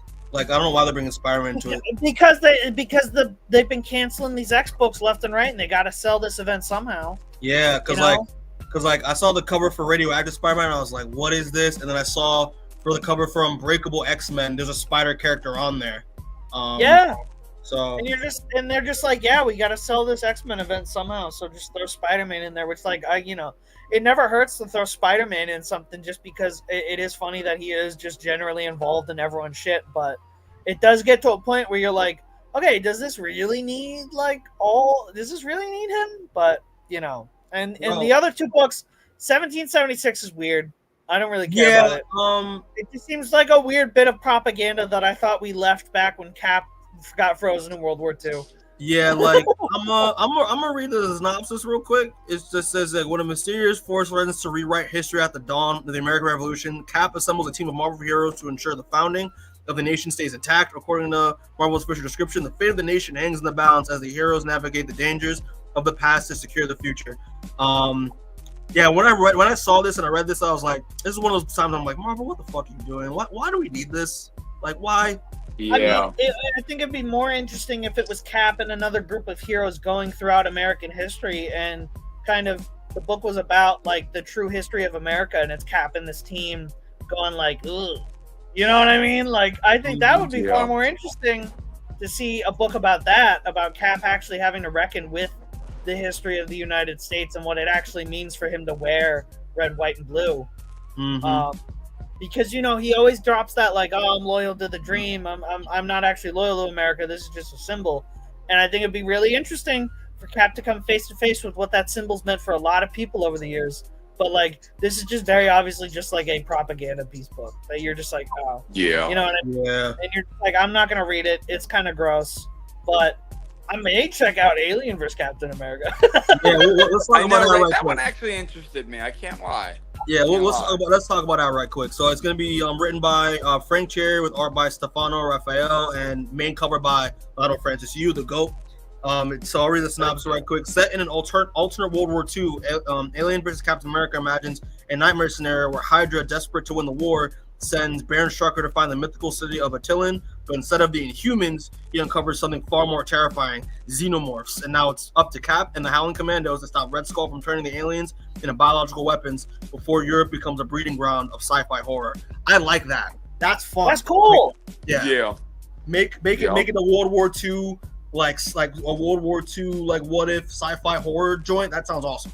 The best aliens, predators kind of pitches or Terminator pitches that they do with these comic characters are just a comic storyline that could have happened, and then they just throw aliens in it, and it always works, and you're always like, oh man. It's funny how when they said fuck the Inhumans, they got slaughtered by the xenomorphs. That's funny. That's really funny. So funny. Listen, one day they're gonna come back. I think one day there's gonna be a writer who's gonna be like, I really want to do Inhumans, and then the editor's just gonna be like, yo, I just thought of something, yo, because obviously when a chest burster when a chest burster comes out of a human body, like it takes on the attributes of the host. So what if they got the Inhumans and they copied like the powers? So it would be like a Black Bolt xenomorph, Yo. or like this would be nightmare. This would be nightmare for like a Medusa xenomorph. Dude, no. The scariest one is like a Lockjaw one. Lockjaw, bro. Dude, a teleporting fucking xenomorph? You're fucked, man. They basically already do, but yeah. Nah, man. They won't hurt Lockjaw. That's the one rule they can't touch at Marvel. Do not hurt Dude, Lockjaw. Them just brutally eating Lockjaw, just a corpse there. Dude, it's like that would literally be Because, get me wrong. Don't get me wrong. I think correct me wrong. Isn't Lockjaw the only Inhuman that actually survived other than Kamala Khan? Yeah. Yes. You don't kill Lockjaw. That's the rule. Like, he's the only Inhuman that everyone cares about. It's so funny how they were like, well, we all like Lockjaw. We're never gonna use him, but like we it's nice to know he's still there somewhere. Yeah. Because first, some of my favorite Lockjaw interactions are when he was with Miss Marvel. Like, I loved Lockjaw and Miss Marvel together. It was so good. They should have kept that status quo of Miss Marvel and Lockjaw being together, and her still being an Inhuman. You know what I mean? And having to like, it would be way cooler if it was less that, oh, she's now a mutant, and more like, oh, she's able to relate to the mutants more because her race was massacred too. And then you have her and Lockjaw being mentored by someone like Magneto. You know what I mean? Yeah. That'd be sick. That sounds like a far more interesting pitch for a book than fucking, yeah, she's a mutant now because Kevin Feige told me so. Like, fuck you and your cap, Kevin Feige. This is another prime example, bro, since series you kind of notice that like me and Seamus and I could just write good Marvel stuff if we could. You got great pitches that we could just pull out our ass. Except for a cease and desist. Yep. As long as you don't publish it, right? Oh my gosh. What the fuck is Feige gonna do? Like throw a baseball cap at me? That's true. We'll put you in the CGI sweatshop for 6 months for Doomsday. That's real torture shit. Oh man. But yeah, any more thoughts on these titles at all, or no? Marvel's definitely doing something with the nationalism. That's all with that 76 title. I'm like, whatever. Oh man. That's so funny. I don't know. I think it's just very, it's very interesting that Marvel just straight up has no real plan or idea of what they want to do as a universe going forward. Because I know One World Under Doom's still going on, but like they can never really get on the same page about all the books really like following that, or at least having a solid core number of books that will follow that. But yeah, it just seems like One World Under Doom was an event primed to be a event that lasted over a year, with like the main two books being like Doctor Strange and Fantastic Four following it, and they just kind of like were like anyway, and you're like, dude, you can't give up halfway through an event. Like you can't just like tap out. It fizzled out. Because like Blood Hunt was fun, and me and Mikey fucking love Blood Hunt. Oh yeah. But that was not really meant to be the next big universe-spanning event. That was supposed to be the fun summer popcorn event, and it fucking was, and that was really fun. But like, I don't know. There's just a difference, I think, in just the Marvel and DC's leadership, with having Scott Snyder and Joshua Williamson at the head of your publishing line. Really just helps bring it all together. Whereas like you look over at Marvel and you got like fucking Tom Brevoort shitting himself on stage while people ask him like, "Hey, what do you guys think the X-Men mean in today's day and age?" And everyone going, "I don't know. Do you guys like Age of Apocalypse?" Which I'm like, "Oh my god, guys, you can't even answer that." And it's just, I think Marvel is at a very weird point and at a very weird stage, and you know, the Ultimate line is really the only place I can go for good Marvel books nowadays, I think. Yeah. But yeah, we'll just move on right quick to the next set of books. So are y'all fans of Spider-Man Noir at all? Yeah. You know, I enjoy some. Right. I'm a huge fan of Spider. I love Spider-Man Noir. Yeah, because obviously, like, you know, we're getting that Nick Cage joint that's in development, I think, still for Amazon. But in order to promote that, because you know, synergy, we're gonna be getting a new Spider-Man Noir series coming out, and it's going to be written by someone I did not expect them to come back to Marvel to write stuff. It'll be written by Erik Larsen. Erik Larsen is coming back to write Spider-Man Noir. Woo! Okay, that's interesting. Right. And yeah, I mean, I don't think they have a cover. I don't think they have they're announcing the interior artist, I believe. Oh yeah, artist gonna be it's gonna be written by Erik Larsen and art by Andrea Boracado. I've never heard of them before. But this cover, the cover on the left is done by Simone DeMeo, and I love it. I love it. Yeah, that looks cool. I may check it out. I may. Yeah, but I think it's coming out. It's coming out, I think, October. Yeah, October 1st. It's going to be a 5-issue limited series. Damn, October 1st. Fucking God! Can you guys like move the release dates around a little bit so I'm not? Yeah, and this so much to read. And the description for the series is it's the 1930s and Peter Parker is a private detective by day, but vigilante Spider-Man by night. Things were going well until a certain dame walked into his office to ask Peter to solve the case of her father's murder. The dame's name is Gwen Stacy. This case may not only break George Stacy's police department, but Spider-Man himself. And this will be Erik Larsen's first major return to writing Spider-Man since he left the title in 1992 to co-found Image Comics and launch his creator-owned series, Savage Dragon. So yeah, man, this is they were like, yeah, Savage Dragon. Yeah, man. No, listen, man. We Savage Dragon fans up in here. I love that they gave him a shout. That's so good. Yeah, we're Savage Dragon fans up in here. But yeah, no, listen, man. Congrats to Erik Larsen. I mean, yeah, it's crazy. He hasn't touched Marvel in years, so I'm very. It also sounds like a fun pitch. I'm down for it. Mm-hmm. Ro, what you think? What are you looking forward to this book? Yeah, you know, it kind of reminds me of you know, we just lost Peter David, like I think last year or sometime earlier this year, and he came back to Marvel, you know, after a little bit of doing his runs elsewhere. So it's nice to see Erik Larsen get that little bit of a treatment too, like especially on a story like Spider-Man Noir. Like if you're really tapped into the comics world, you're gonna pick it up. But it seems like it's kind of just like a flyby, but to promote the Prime series. So I'll probably check it out, honestly. Like I really enjoy the Spider-Verse stuff. Like I liked Spider-Punk's run for a little bit, so I don't see why not, really. I'll read this statement from Erik Larsen real quick. This is interesting. So so Erik Larsen says, quote, "I'll be honest, when Nick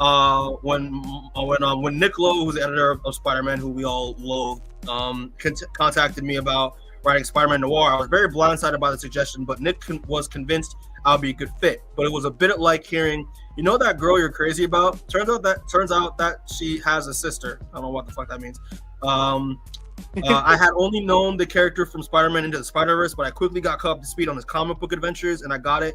I saw what Nick saw. I couldn't get the idea out of my head. I couldn't shut off that part of my brain that keeps coming up with new and exciting stories and characters. So here I am, back on Spider-Man after more than 3 decades, only this time with an opportunity to start fresh and create his whole world. So yeah, that's okay. No, that's dope.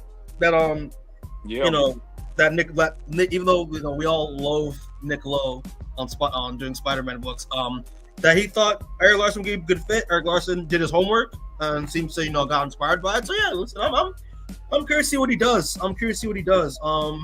Because listen, man, because I'm a huge fan of the Spider-Man Noir series. That's one of my favorite versions, like Spider-Man, version of Spider-Man. So I don't know if that'll top that for me, but I'll check it out regardless. So yeah. All right. So, man, any more thoughts on this before we move on? Nope. All right. So next up is something. It's kind of a continuation off of an event book that's been happening right now. Have any of y'all been reading the Marvel Imperium stuff? Imperial? Yes, sir. Yeah, you've been reading it. Shiro, have you checked it out at all? I'm playing catch up, man. I haven't read it at all on my show. What the fuck are you guys doing? I haven't read it at all. Black Panther's evil.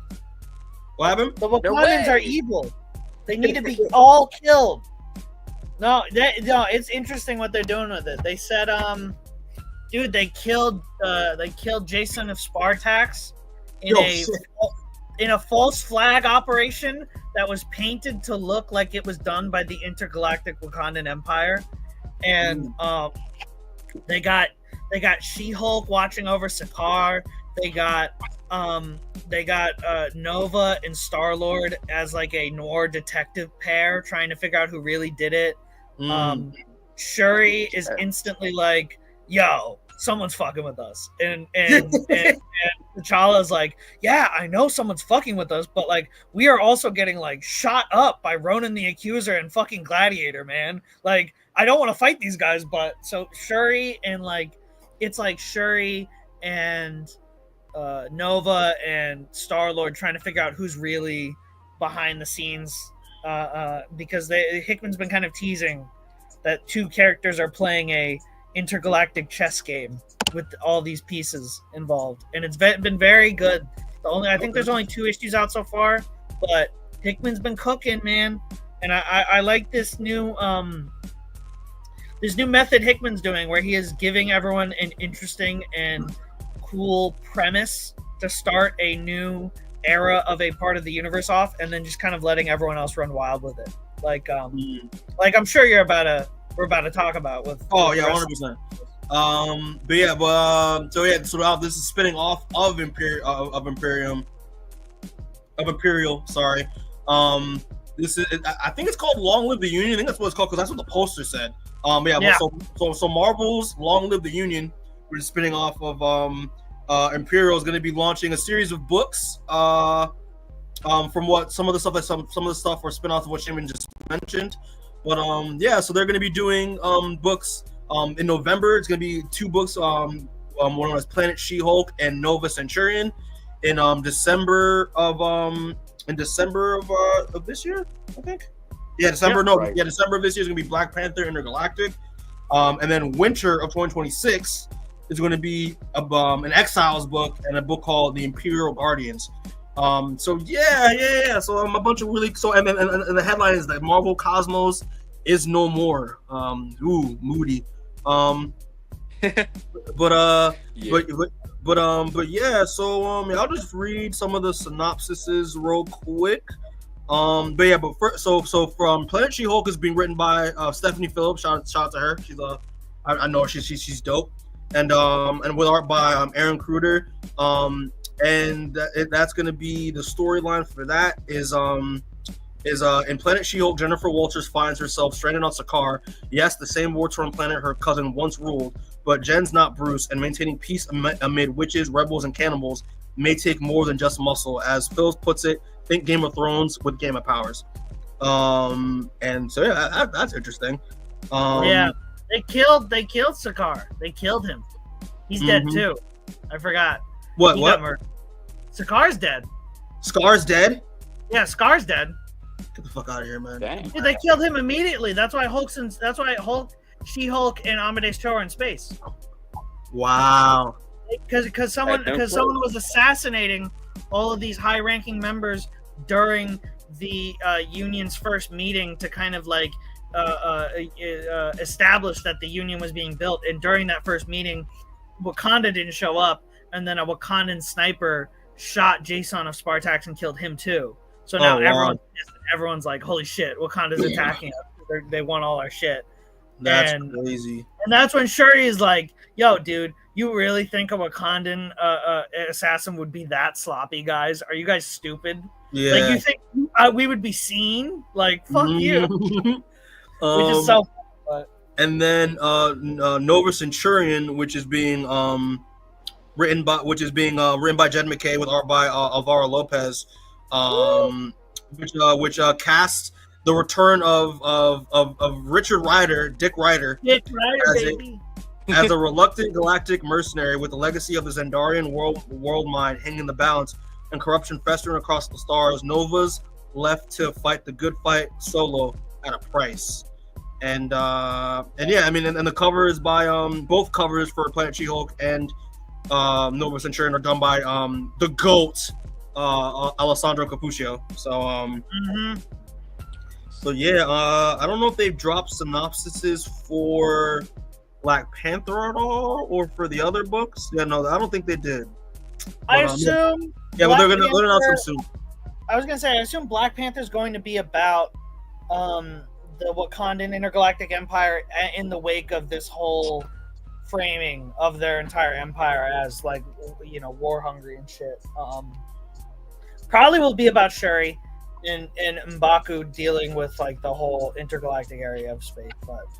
Exiles and Imperial Guardians I'm interested in, because the Imperial Guardians, I don't know if it might be a book about them being reformed, because in the new issue the big twist was that, like, everyone there a bunch of people on all different sides, even some of the Imperial Guardians, are all Skrulls, and now the Skrulls are involved and they're all against everyone, and the Kree were like, yo, what the fuck, man? Like, where'd you guys come from? I thought you guys were dead. And all the Skrulls were like, we're back. And they were impersonating people. And that was like the big cliffhanger of issue 2 where the Skrulls were back. But yeah, I'm definitely interested in all this. I like where they're going. I like a lot of the stuff they're doing. My only kind of complaint is, like, it doesn't, I don't know. Marvel Cosmos starting a new era, and 2 of those books being She-Hulk and Black Panther, I'm a little like, do we really like Marvel Cosmos, or are we just taking popular Earth characters and putting them in the Cosmos to, like, retroactively make it popular? Yeah. Because like we're really gonna like not even really talk about the Shi'ar Empire at all. We're not gonna get a Silver Surfer or Beta Ray Bill book at all. We're just gonna kind of like be like, oh, you guys like Black Panther, now he's in space. You know what I mean? And it's like, I feel like Marvel was doing that before this big relaunch, where they would just send a different popular character on the Guardians, and you get, like, Iron Man or Venom on the Guardians, and that would be it. You'd be like, we're the same. That's how you get, you know. Yeah, it's definitely odd. I like it. I really do like it, but I'm just concerned at this being the status quo of just popular characters having space books, and then that's the new Marvel Cosmos, rather than something like Annihilation that was more of a love letter to Marvel Cosmos. But yeah, you know, it is what it is. That Exiles book has me curious, because I loved the Exiles, like that comic, that comic in the 2000s a lot. So I'm very curious to see if they're just gonna bring, like, that team back and make it Marvel Cosmos, or they're just something different. I have no idea, but I'm very curious about it. I mean, I assume that's going to be led by Shuri in some way, just because, you know, that's where she was. I mean, the only Exiles I know are the multiversal X-Men team that have, like, Blink and, like, Mimic and, like, you know, yeah. So, but yeah, I'm curious about it. I'll take a peek at them. That Black Panther was interesting because, honestly, this is bad being on my part, because I have not really read like the main universe Black Panther since Ta-Nehisi Coates, and I didn't get a chance to finish Intergalactic Empire Wakanda. So I just assumed that they just got rid, that it just disbanded, or like it collapsed. I had no idea it still existed. Dude, he just sent Black Panther was just like, M'Baku, you got it, man. You got it. Oh, so M'Baku's running it? Okay, that's great. He was like, hey, man, you've basically been, like, other than me and Shuri, you've always been, like, kind of like third in line to lead Wakanda, just based off, like, how skilled and how competent you are. So, like, why don't you just get space, man? And he was like, all right, sure, that's sick. Yeah, that's crazy. Yeah, no, I would really recommend reading the first 2 issues of Imperial because it's very fun and interesting. The history aspect, seeing all these characters like Gladiator and shit come back, and like Ronan the Accuser, which like I was funny because I was like, I know Ronan died in like his last appearance technically, but like no one really read that, so like Hickman was like, who cares? Which is funny, but yeah, it's good. It's been going good so far. I'm interested in where it's going. All right. So we'll just move on then. So next up is kind of the creme de la creme, I guess, of the Marvel books. But I'm gotta drink the cum de la cum of this universe, baby. Relax, Seamus.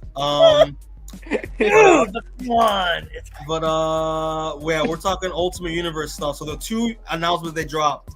So they dropped one of the official covers, like variant covers of Ultimate Endgame, which is going to be the Ultimate event where the Maker returns, and the other announcement was that we're officially beginning we got announced that the Ultimate Spider-Man is going to end at issue 24, which comes out this year. So yeah, what are your thoughts on this announcement, guys? Well, you had a good run. That variant cover, that looks sick. I like that. I like both those covers a lot.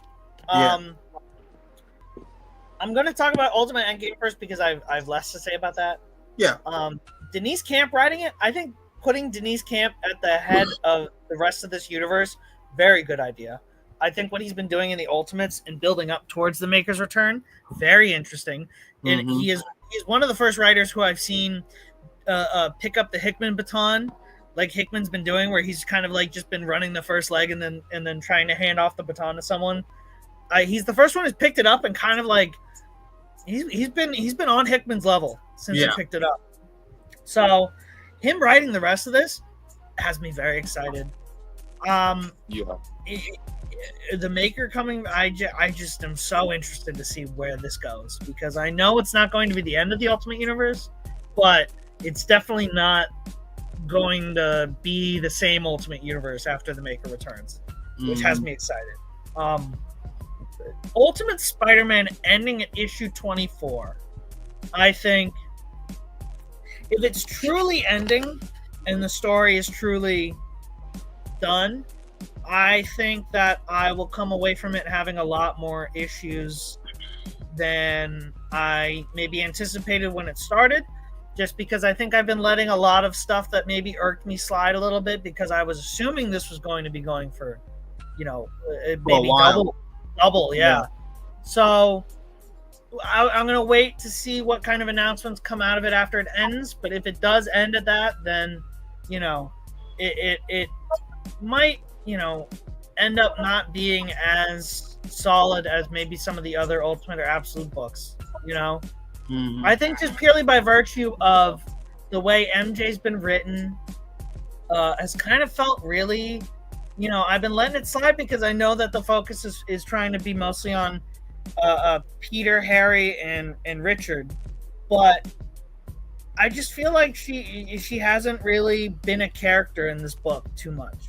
And I was kind of hoping that maybe with more time or with more issues, we would be getting more of her after the universe had been more established. But if it's ending at issue 24, then I'm going to be like, well, what the fuck was that, man? You couldn't have written a couple of MJ scenes in some of these books where she acts like a character and not just like a wife who goes, yes, honey, yes. That's it, It's some issues, valid. Man. I'm interested to see where it ends. I personally don't think it's fully ending. I just think that they're going to be relaunching it. Yeah. I think it's going to get relaunched, maybe with a new creative team, or maybe they're just retitling it to something like Ultimate Spider-Man. Yeah, with him and Richard. But yeah, like I said, very up in the air right now. Don't know where this is going. I've been liking where it's going. Yeah. They also very funny. I just realized to show Ultimate Venom when that issue's not even out yet. Yeah, I don't have that image. I didn't want to put it up just because, like, I don't. Well, look, he's up in the corner. They already spoiled it. Yeah, he's already up in the corner. Which is funny.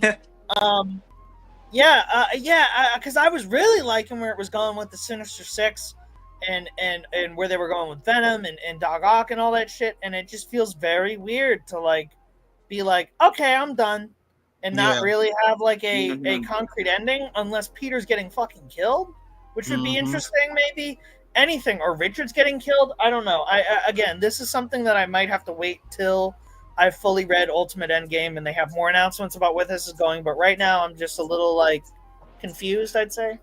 Yeah. So real quick, let me read some of the statements that were made about that. This is coming from App Comics, but for Ultimate Spider-Man, he said Jonathan Hickman, the architect behind the Ultimate reboot, confirmed that his and Marco Cicchetto's critically acclaimed Ultimate Spider-Man series will conclude with issue number 24. The finale promises a powerful send-off for Peter Parker's multi-generational family saga, touching the lives of Mary Jane, Richard, May, Uncle Ben, Gwen Stacy, and Harry Osborn. And says, quote, "This was everything that I pitched." Quote, Hickman said, "It's been really nice to execute the plan, and fans of the Ultimate Universe are going to love it." And yeah, then for Ultimate Endgame, it said a 5-issue crossover event launching this December from writer Denise Camp and artist Jonas Scharf. The series brings together characters from all 5 Ultimate titles for the first time and marks the long-awaited return of the Maker. After 2 years locked away, the villain is ready to reclaim the world he once ruled, setting the stage for a universe-shaking showdown. And quote, "This is the craziest and the most impactful crossover I've worked on," Camp said. It's big, it's dramatic, and with the Ultimate Universe, we can really change things in huge ways. Camp went on to say, Camp says incursions affect 616 and 16 and 6160. It has, and quote, "It has a bigger impact than most people know." Yeah, I mean, that's the thing. I love Ultimate Spider-Man, and I honestly did not want this. I didn't want the series to end. I just expected just to keep going. If it does, again, I'm with you, Seamus. If it does just ends abruptly at 24, and it doesn't resolve what needs to resolve, and there's still hanging threads in the air, I'm gonna be a little disappointed. Because like, there's so much you could do. There's so much stuff that like, there's so much story potential with some of the stuff that Hickman has been doing and like teasing that like they could continue to do. They could just continue the series. Well, honestly, I hope it's just like a new number 1 and just like a relaunch, and it's just like someone else taking on the book. That'd be cool. Ultimate Endgame, that's just exciting. I mean, obviously, it's the lead up to the Maker coming back. So I'm very curious to see like what's gonna happen when the Maker comes back. You know, how is that gonna impact things? How that's gonna affect things going forward with the end of the Ultimate Universe, if it's like truly gonna end. You know, but yeah, we just pretty much gotta wait and see. Maker coming back is going to be so fun. Denise Camp's going to write him as the most evil fuck alive, which is great. And I don't know if people have been reading Ultimate Incursions Spider-Man, but like Miles and Billy Morales are like kind of a key component to like the Maker potentially coming back. You know, so I think that's kind of interesting if they also make an appearance. That book's also been weird. I haven't been hating it, but I've also been like, kind of feels out of place a little bit. Yeah. Ro, what are your thoughts on any of this? Are you reading the Ultimate stuff? Like, what are you excited? Are you looking forward to any of this stuff? Or? Yeah, I'm definitely looking forward to it. You know, you guys kind of covered a lot of the bases where it's like, I wish Ultimate Spider-Man was going on longer. I'm a little bit happy it's stopping at a point where it's like, it was a good, solid run. Like, sure, you know, there isn't the best characterization with some of them, but I think ultimately it's the safest way to play it. I'm a little upset that if it relaunches, it's a whole number 1 again. That's going to be a little bit like DC-esque, but I don't know. I think it definitely is doing the payoff, which is fine for, you know, them having their own Endgame, but it was nice having a solid Spider-Man story while it lasted, I guess. And like, I don't think like business-wise, because these books like these books sell more than main Marvel Universe books. I don't think it doesn't make any sense why they would just stop it. You know? Yeah, they're really shooting themselves in the foot with this one. Like, no one wants to go back to reading Amazing Spider-Man again. Like, no one wants to do that. So, like, it's just... No. I would say that the best case scenario is this gets relaunched in a new number 1, or at least continued maybe afterward, by someone like Dr. basically renew your vows at that point. Yeah. Mm-hmm. Yeah. So, I don't know. We'll see. Yeah, I hope it gets relaunched with someone like Donny Cates writing it or something like that. You know, or at least someone interesting. I was surprised. This is just random tangent. I was honestly hoping Donny Cates would just like show up and announce some stuff at San Diego Comic-Con this year. Donny Cates, yeah. Or Chip, or finally getting Chip to say yes to doing the Spider-Man book. Yeah. After he said no at first. But yeah, man, we'll see. We'll see what's gonna be going down with this. I believe at issue 24. When is that coming out? December, right? They come out December. Yep, December. Yeah, they both come out December actually. Yeah, yeah. So that one comes out December 24th. Oh, so yeah, on Christmas Eve this year, and and then Ultimate Endgame comes out on the 31st of December, so New Year's Eve. Okay, yeah, but yeah, yeah. So we'll see what happens. We'll see how it goes. But all right, people. So yeah, so that's and finish up the comic book stuff. Anything anyone wants to say? Anything like anything you want to bring up quickly before we move on to like the video game section? No. Nope. All right. All right. So quick thing. So we got some stuff on some games. A few stuff games wise came out. Was announced this year for Comic-Con. Yeah. So first things first. It was announced that Beta Ray Bill and Silver Surfer are going to be characters for the Marvel Cosmic Invasion beat 'em up game that they're making. This I'm game excited. specifically marketed to me and you, Mikey. Specifically, Yeah. just putting in. You fucking all they need is like Beta Ray Bill, Silver Surfer, Ghost Rider. All they need is Blade, and then we're like, if they put Blade in this joint, oh my lord, we're in. But they yeah, also had that they got they announced that Josh Keaton's voicing Spider-Man in this game. Oh shoot, I didn't know that. That's dope. Good Oh, wow. Isn't that hype? Right. Nice. Yeah, man. But yeah, real quick. So I mean, yeah. So we will, if you don't mind, we'll watch the little trailer that they dropped for it real quick. And yeah, this looks like a lot of fun. I'm definitely gonna check it out. But yeah. So here's the trailer for Marvel Cosmic Invasion. It's only a minute long, so.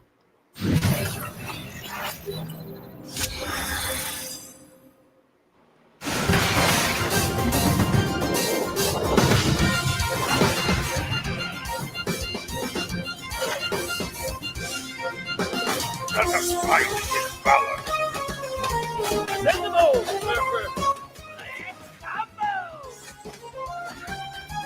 This is so fun. Silver Strike. Go get him, Bill. Thunderburst. Forward Strike. Your spin. Cosmic Shockwave.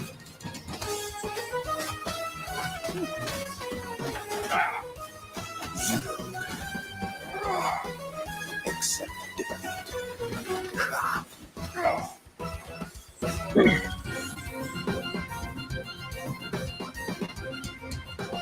Yeah.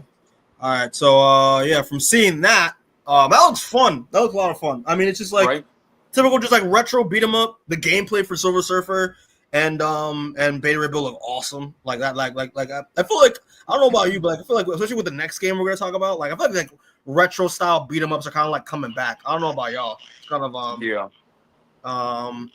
But yeah, man, I'm excited for it. I mean, I'm listen, man. My boy Beta Ray Bill's gonna be playable in a fucking game. Let's go. Yes. It reminded me of X-Men arcade game, and I played that a lot growing up, so I definitely tapped into that one. I think this is gonna be made by the guys that did the recent, like the Turtle, like the recent Turtle retro like beat 'em up game that came out like a year or two ago. Yeah. So, Those ones are fun too. Yeah. yeah. So I'm looking forward to it. And again, I'm very curious to see, like, you know, like we got a good idea of like we got like a nice Guardian stage and all that, and like they fought a Sentinel, and like, you know, Hela was a boss in the game, so that's cool that they're like, you know, they're getting those references in, and they're having fun with it. So yeah, this looks awesome. Like I'm very curious to see more from it. But yeah, man. Right. So yeah, Seamus, we can check off the list. We're getting Beta Ray Bill in a fucking game. Let's go. But yeah, so I mean, I guess we'll move on to the next one, because this one was just like a quick one. So the next thing we're gonna talk about right quick is a franchise that is near and dear in my heart. It's based off of one of my favorite comic books of all time. They are making a new Scott Pilgrim game. Scott Pilgrim EX. And for someone again like I'm a huge Scott Pilgrim fan. Love the comic book. Love the movies. One of my favorite movies of all time. Check my letterbox to prove it. And I'm a huge fan of the game. I love the Scott Pilgrim game growing up. I have it sitting in a box on my 360. It is sitting in a hard drive there. I will never delete it ever. It is such a fun beat 'em up, and it had a remake, a remaster as well. I think that was on the Switch and all that. So yeah, it's a fun game. I haven't really seen much about this one though, so we'll check it out. But first things first, have y'all heard about this game at all, or interested in it at all, or? Oh, dude, I haven't heard of the EX part, right? Yeah. So Seamus, what are you saying? I said, am I interested in it? What kind of question is that, man? I know that's a trick question. I was interested though in Brian Lee O'Malley saying that he was like, they were like, oh, is this in the universe of like the game, the other game, or the Netflix show, anime? Yeah. And he was basically like, I don't know, man. I just wrote a fun story, and I was like, yeah, hell yeah, man. An answer in typical Brian Lee O'Malley fashion, man. He's like, yeah, I don't know. But he did say it was going to play a lot like the first game, and I'm like, that's all I need. That's all I need. That was me and Gavin. We played that. That was our beat 'em up growing up. Was that Scott Pilgrim game? We played the shit out of it on the PS3. Dude, and, I remember because I used to play the game with me and my sister, and then one time I went to a sleepover, brought my console. My boy had 2 extra controllers, and we played 4-player Scott Pilgrim. We played that shit for hours. Oh, dude, it's so fun. Wow. Yeah, I just got it on Steam for the summer sale. I've been playing it with Gavin recently. Nice. So we're excited for this. I hope it's as good as the first one. Yeah. So Ro, what about you? You excited for this? Have you played the original game? Yeah, I got a little bit of exposure to Scott Pilgrim when they did the anime remaster for Netflix, or I guess reboot. But I'll probably check it out. I mean, I'm not super into it, but I respect it for what it has to offer. Really, That's about it. Fair enough. But yeah. Well, so we're not gonna watch the whole thing, but like, I just want to, because this is like the first official like gameplay trailer reveal, so I want to like see what the gameplay looks like. But yeah. So here's Scott Pilgrim EX.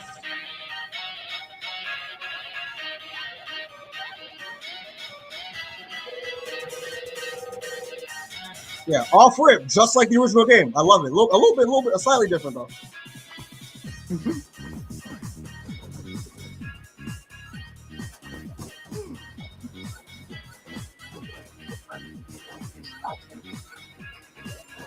Oh, it's still an alpha stage too.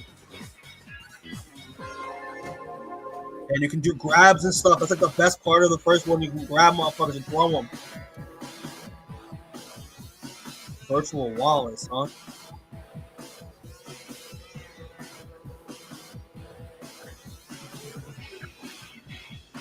And it looks like you can add a third player. So it looks like it's like 3-player co-op, 4-player co-op. I'm assuming.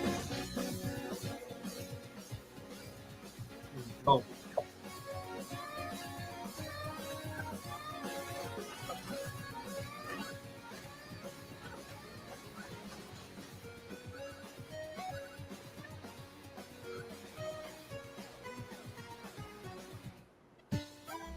Dude, all of these stages look awesome.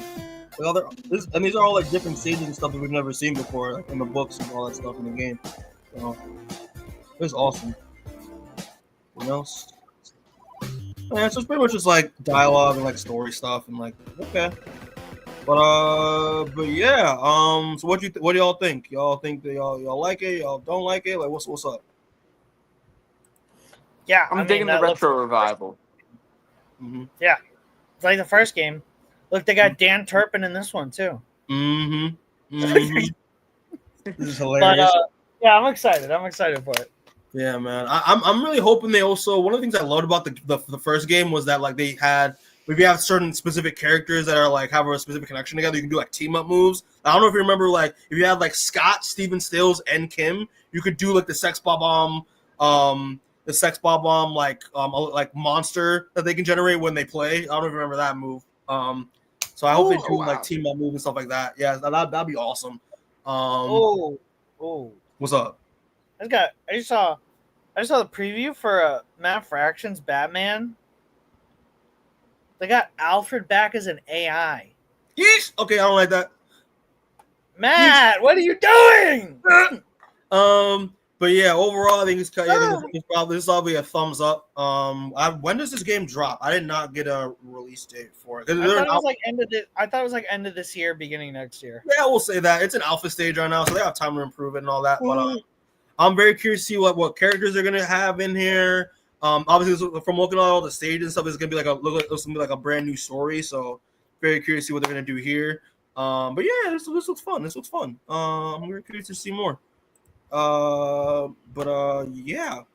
So next up on the list, which came out on Thursday for San Diego Comic-Con. Me and Seamus already talked about it, but I wanted to see it again, bro. I just can't believe it's happening because obviously, Invincible fans up in here, they're making a new fighting game for Invincible called Invincible Versus, which will be made by the guys that did Killer Instinct back in 2014 on the Xbox One, which is me and Seamus is like one of our favorite fighting games, underrated fighting game.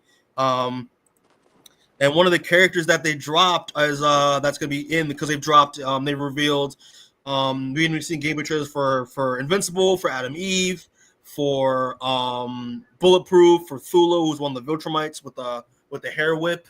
But one of the characters that I've been begging for, and I said, this game will suck if character's not in here. And they dropped him. And it's going to be none other than Battle Beast showing up in Invincible Versus. Wow. Who would have thought? Battle Beast would have showed up in the Invincible fight? Dude, I had a feeling they were going to drop. I didn't think they were going to drop him this early. Like, I thought they were going to do Omni-Man, Omni-Man was going to be next. I didn't expect Battle Beast, Yeah, I mean, Battle Beast is like, everyone fucking loves Battle Beast. So it was either him, Omni-Man, or Alan were going to be dropped next. So yeah, I'm glad it was him because, out of those three, I'm most excited to play Battle Beast. Mm-hmm. But yeah, so just real quick, so we'll play the trailer and we'll talk about it afterward. But yeah, let's watch this brilliance.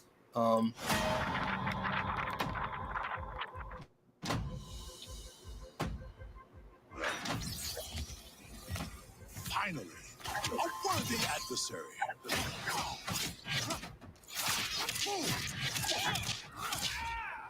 Crazy. Yeah. Come to me. We're not done yet.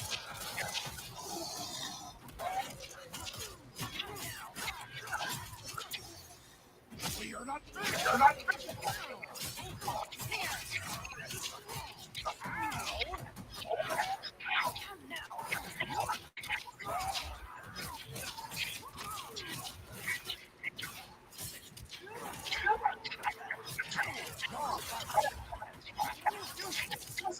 Nuts. He totally looks like he plays like Conan in MK1. In MK1? Yeah. Yeah. He's just an aggressive ass character. Which Conan in MK1 was so fun to play. I was surprised because I'm not the biggest Conan fan. Look at him lick that. Look at him lick the blood straight out of the show. That's awesome. Yeah. But yeah, because I watched. Obviously, we're not gonna watch it, but I watched the gameplay preview that they dropped, like the explainer. It's pretty much he has the most reach, and he's just meant to being aggressive ass like grounded character, which I think is like perfect for Battle Beast. Yeah. And I don't know if you noticed, but like some of his attacks they have some of his attacks have a shield because like how they went in terms of the lore, like Battle Beast just cares about the fight and nothing else. So he will sacrifice his own his his defense is is pretty much his defense is just more offense. So they kind of utilize that with like every time he has like a special move or a rush forward attack, he has a little bit of a shield to go into it. He's got super armor and shit. Yeah, yeah, that reminds me a lot of Broly.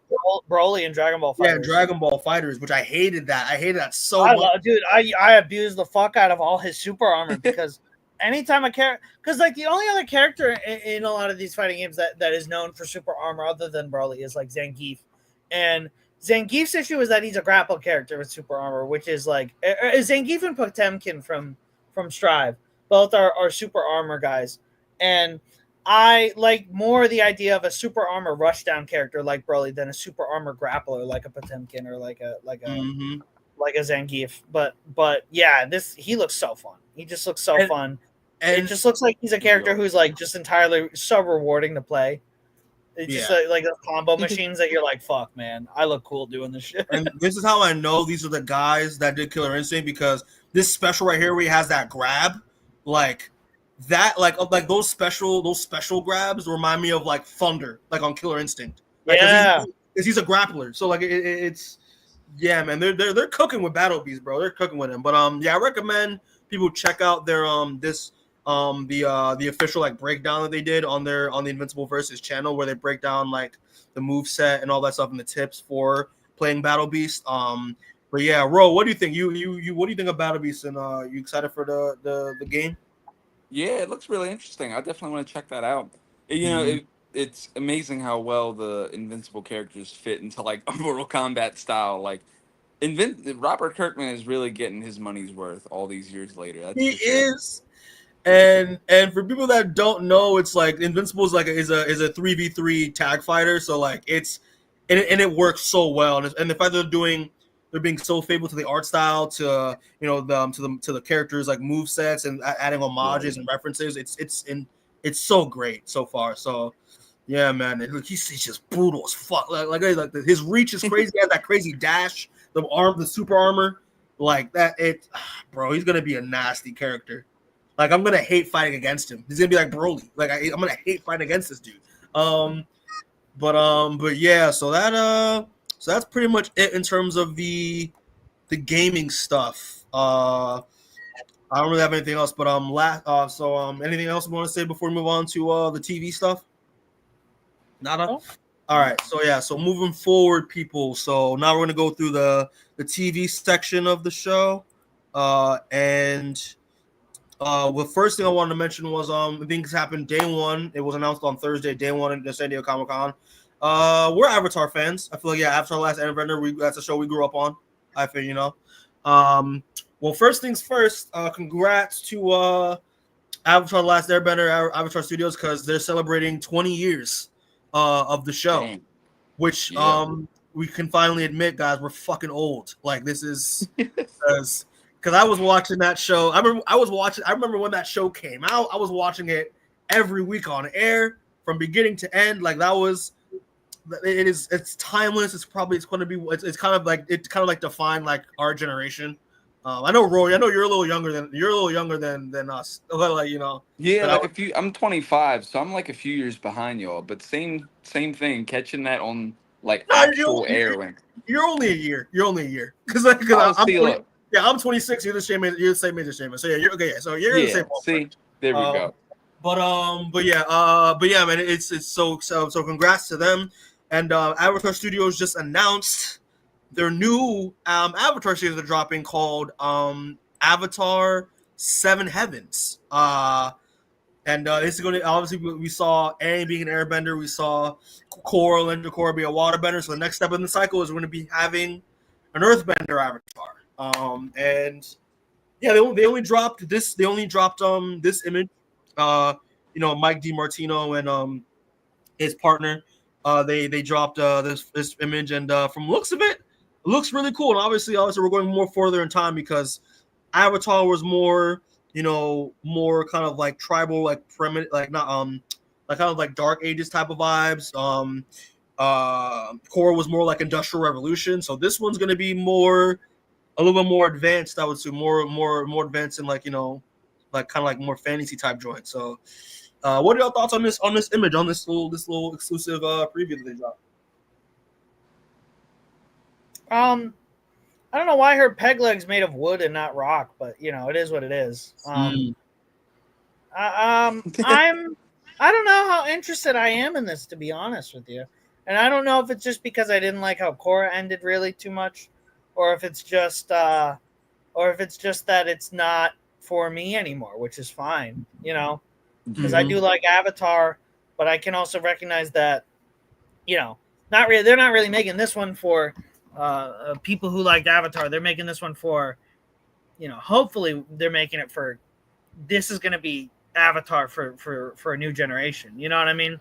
Yeah. But yeah. I don't know what it is about it. Maybe it's just not for me anymore. Maybe I just miss the old art style and vibe I got from the original series. But it's not like it doesn't look cool. I'm just doesn't really do much for me. Yeah, Ro, what about you, man? What do you think? Yeah, that same ballpark where it's just like I want our cartoons to have that like sophistication again, where not that this don't look good, but I'm just confused on the target audience. It's like if it's for a younger audience, that's perfectly fine, but Yeah. I just not everything's got to be the Owl House where it's that like cartoony style, but it tries to have a deep story. I'm like, we can have the serious art style and the serious story, Yeah. and it's fine. But I don't know. Maybe we need it this way. Who knows? Real quick, I'm reading off of CBR. It says Avatar 7 Heavens will tell the story of the next Avatar after Korra, a 9-year-old earthbender named Pavi, together with her twin sister, Nisha. Pavi will have to bring peace to a world ruined by great cataclysm where the Avatar isn't loved but instead hated. While a release date for 7 Heaven has yet to be revealed, fans were treated to the show's first official piece of promotional artwork. San Diego Comic-Con also revealed that the series will comprise 2 seasons with 26 half-hour episodes airing in total. And they said that the cast that appeared on the panel have praised it from what they've seen. So, I mean, listen, I don't know if it's for. I'm in the same ballpark with y'all. I don't know if it's for me. Again, it could be just for younger artists, which is fine, because the art style is a lot way more heavy on on the kawaii anime type vibes. Knowing that I love how one thing I do love that is that the Avatar's name is Pavi, her twin sister Nisha. So I'm assuming they're more Desi, so they're showcasing more like South Asian type vibe, which is a good, which is a part of Avatar we haven't seen yet, which is really cool. I saw that her pet, her pet is going to be a monkey cat, pretty much, which I think is really cool. And yeah, but yeah, I don't really see much. I mean, I'm curious what the character in the back is about. I'm assuming it's an airbender just because the color palette. But yeah. I'm just more by it. I'm just more intrigued what's going on. But I'm probably won't really judge until we see like footage, obviously. And we don't really have a set release date. I'm assuming probably it's gonna be next year, but obviously it's in the works because they only have promo art right now. And also I want to add an image here of like they had the 20th anniversary. It's from IGN. I just took a screenshot of it, but the whole some of the cast came back. So it was Zach Tyler Eisen, who plays Aang, who's I haven't seen him since behind the scenes stuff from watching Avatar back in the day when he was a kid. So the fact that he came out was crazy. Michaela Murphy, who plays Toph. Your boy the GOAT, Dante Bosco, who plays Zuko. The actor who plays Sokka, the actress who plays Suki, and the actor who voices Appa in this as well. So yeah, they came back for a nice little reunion. I thought it was really cool. And they're continuing with New York Comic Con as well. They're going to be doing. I think Mae Whitman is coming back, who people that don't know voices Katara. Along with them. So yeah, it's kind of a nice little reunion. I watched a bit of the conversation. They were reflecting, just like reflect on some of the episodes, their favorite moments, and what it was like, being a part of, one of the most iconic television shows of all time. So yeah, it was good. So yeah, shout out to respect to them. Shout out to them. Congrats on 20 fucking years. Crazy. Like this show came out when I was 6 years old, bro. This is crazy. Yeah. 6 is well, I was 6, y'all were 5. This is nuts, bro. I remember watching it too, like on. I remember watching it on air, bro. Yup. Dude, I remember getting so hyped for that finale in 2008. Bro. They were like, "Yo, Mark Hamill's the villain." I was like, "Fuck off, dude! That's so Bro. fucking cool." That finale was one of the most memorable and like most like I feel like was thing that like everybody had to watch at the time. Like, because like Yeah. it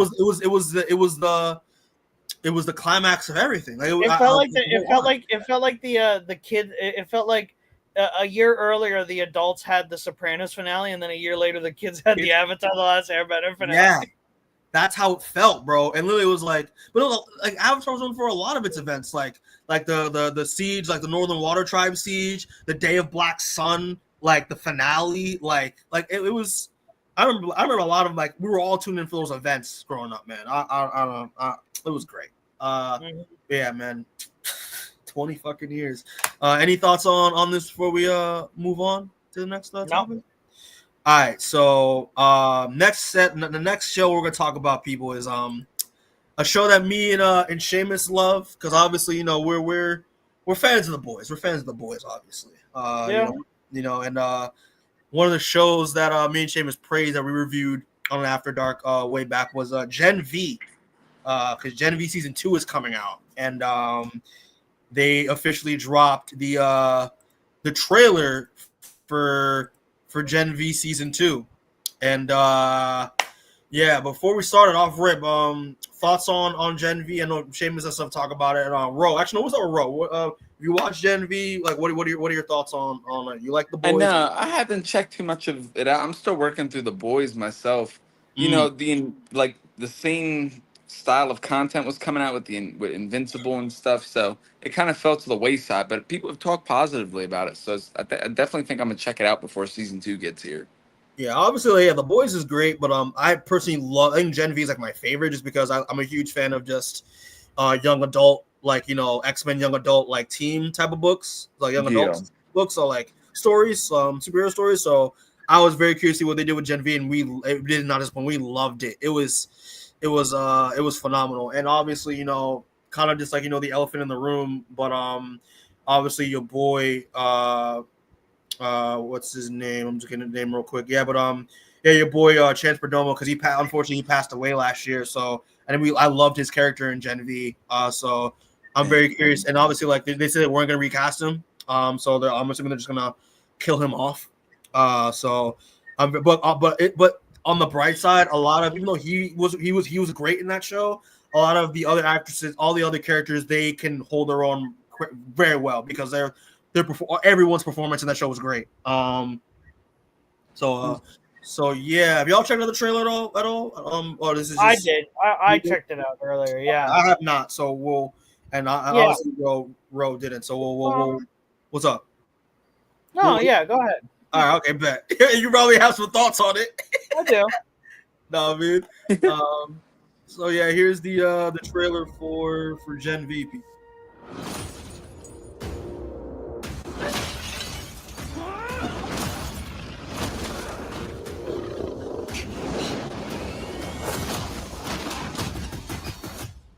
Oh shit! Wow. Henry, Let's go. you can't stay on the run forever. I need your help. You need to go back to school. Some It was a Starlight. mistake leaving you, all of you. This school, it's become a monument to mediocrity. The new dean. He was at Elmira. Now he's at fucking Godolkin, so something's going on, but we don't know what. Fox was doing a research program called Project Odessa that was spearheaded by Thomas Godolkin. Whoa. And I need you to stop it. We're all on the same side here. This is bigger than us. We need to figure out what the fuck he knows about Odessa. For 100. Let me be very clear. This plan is crazy and I hate it. But I'm in.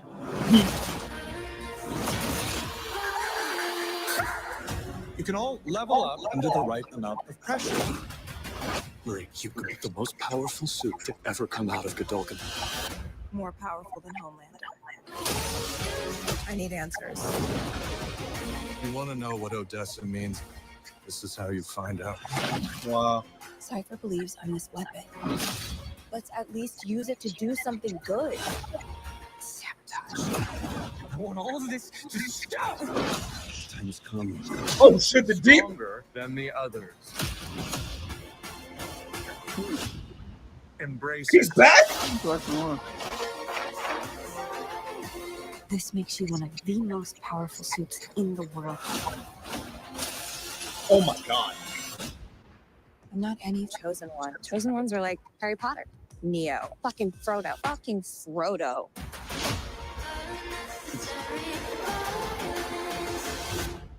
Huh. All right. So Yeah, right. Not bad. not bad at all. So Seamus, off rip, because you have something to say. So just what are your thoughts on it? I think I'm good. Like, I think I'm good. Not that it looks bad, but I think I only have so much boys juice left, and I think I'd rather reserve that boys juice for the final season than watch this and maybe get even more tired of it. You know what I mean? Because, like, no disrespect to everyone involved here, it looks fun, but I just think, me personally, I'm like, okay, I think I really do only have enough juice left for the last season, and I don't know if this season is I don't know if I'll watch it. You know, Okay. I'm not sure. All right, fair enough. Ro, what you think? I mean, obviously you haven't seen season 1 yet, but you don't have context what's happening. But Yeah, you know, it's just one of those things where I want to be in on the hype. I want to know what it's about, but the the boys' juices just ran out after like season 3-ish. You know, That's what I'm saying. yeah. There's only so much of this you can do before you just start mulching over the same stuff. And this doesn't look bad, Yeah. but I'm not. They've gotten to the point where I'm not shocked by anything I'm seeing anymore, and I'm not like, whoa. I'm just like, yeah. So that's why I think I'd rather wait to watch the final season and just let it go, and then maybe if I get a little hankering or a little itch in the future for some boys, then I can watch like this season or that Soldier Boy prequel. You know what I mean? And then I get a little treat for myself later. okay. I mean, for me, I was looking forward to this in season 1 because I love season 1 so much. But I mean, so I'm gonna check it out. I mean, yeah, I'm kind of like the boy juice is like, you know, it's losing its steam a little bit, but I'm just very curious on like what they're gonna do next, because obviously like that ending for season 1 was nuts to the point where like I'm very curious to see like what that status quo is gonna be looking like, because you know they're back in the school again, and obviously like you know obviously Homelander chose his 2 little Hitlers to these 2 little Aryan youths to be the heads of the school. So like I'm very curious to see like what's gonna happen, and obviously we're getting like, you know, Starlight's gonna be a big part of it, which I love Starlight in the show in the main series, and you know obviously we're gonna get like some obviously the cameras like the Deep and all that, so that's gonna be fun. But also like Marie Moreau, because I'm very curious. I'm gonna take a again here that like Marie Moreau and like Jordan Loon, like some of the others are going to be integral to the finale of The Boys. I would hope like they're going to be a part of it in some way. So that's why I'm going to watch this, because I'm expecting it to just lead into the last season, just like how Gen V season 1 kind of led into season 4. So yeah. But yeah, I'm gonna check this out, and I believe it comes out. When does it come? I think it says it at the end here. Is September. Yeah, September 17th. So people. So I'm gonna give this I'm gonna give it a thumbs up. Fuck it. I was gonna give it a middle, but like nah, I'm looking forward to watching this. I don't think it looks bad. Yeah. I don't think it looks bad. I'm interested. Like it looks interesting. I just don't know if watching it will hurt my experience of watching the last season, because I'm more excited and more interested in the last season. Yeah. And I don't want to hurt it by possibly oversaturating myself, you know. That's fair. But yeah, man, we're gonna get more Jordan Lee, bro. And Jordan Lee's like our favorite character. They're great characters. And the issue that I also have is that I probably will be seeing them in season 6. So I'd rather that be more special than watch it here and then in a couple months see him again. You know what I mean? With everything else. But yeah, man. So yeah, Ro, most importantly, man, you got some catching up to do. But I recommend watching season 1 of Gen V, though. It's really good. For sure. But, all right, so September. Got to September. All right. So next batch, the last thing on the list. So yeah, pretty much, obviously, DC stuff, really, and usually, like, because again, if you checked out our panel, our podcast last year, like, we were literally like live feeding like the Marvel Hall H panel, but obviously Marvel dropped out, and this year because they decided, we need to have a plan before we instead of announce like 30 products at once like we did the past 2 years. So DC had a panel, but it was when we were expecting, like the rumors, are they gonna announce like the next slate of stuff? Are they gonna announce who's gonna be Batman, who's gonna be Wonder Woman, and blah blah blah? But no. Nope. It was like, toned it down. It was like, no, we're just gonna focus on Peacemaker. And they did a panel and they dropped the trailer for Peacemaker season 2. And that was pretty much it. And they dropped the trailer. For real. Yeah, and which again, I was kind of like, I was like, I guess, because it is coming out soon, but like, I really thought it would have been a smart move to just like keep Marvel's in a slump right now, even though they're kind of coming back a little bit, and like Superman had some success, Creature Commandos had some success, and like, everyone loves Peacemaker. I thought it would be a great opportunity to just like have a leg up on Marvel for a change, because DC did not do a panel last year while Marvel did. So I thought they were going to do like a vice versa, just like while Marvel's out in the game, just take the opportunity to just start promoting shit and promote DC Studios stuff, But yeah, if you want to do Peacemaker stuff, by all means, man, go for it. But I thought the opportunity was a little missed. But but they dropped it. They dropped a teaser that came out like last month. But yeah, what are your thoughts on Peacemaker season 2 before we start the trailer off? Because this just dropped today. Like, you're excited for it? Like, what are your expectations of it? What are your thoughts? It looks good. It looks fun. Mm-hmm. Like the alternate universe stuff is going to be funny the way they use it, because I know that this is going to be a fun use of the multiverse, because James Gunn is not going to be putting a lot of stock into referencing bad movies from the 2000s that we all watched. Yeah. And instead is going to be putting more stock into making more dick jokes with Peacemaker, which I think is what the multiverse should be used for. So I'm excited for it. Mm-hmm. Ro, what do you think of it, bro? Yeah, same here. Like, I just watched the Suicide Squad again, so love that movie. And I gotta finish like the last episode of Peacemaker, but I'm excited. I'm like, why not? I'll take more James Gunn writing. Like, I like what he's doing with it. I really can't complain. Yeah, if you watch the last season, you said you have to watch the last season or the last episode. Last episode. Yeah. Okay. Yeah, you there's one moment in the last episode of the season where you're gonna be like, yeah, James Gunn's gonna retcon the shit out of that and act like that doesn't exist. Seamus knows what I'm talking about. I think I already had it spoiled. Yeah. No, it's the appearance of some of the DC EU version of the characters, and James Gunn literally said when people were asking what's going to be canon, what's going to be not canon in the DC universe, and he said, listen, if we mention it if you see it in our universe, it is canon, but the only thing I would say that's not canon is the Justice League appearance from the Peacemaker season finale. That is not canon. Like, ignore that. Over. But yeah, man. So yeah, we'll get right into it. Yeah. So here's the trailer for Peacemaker season 2, and I'm not gonna full screen it because I know DC will fucking flag us if we do. Amazon won't because they're pussies. So but yeah. So prepare for Peacemaker. You've all been waiting a long time for this one. Here's a new trailer of Peacemaker season 2. Enjoy. Thank you, Jimmy Gunn. We love you. We doing it up in style. Hey guys, I got beer. On? Duh. Oh, okay. Okay. Just hand it to him. I'll just hand it to him.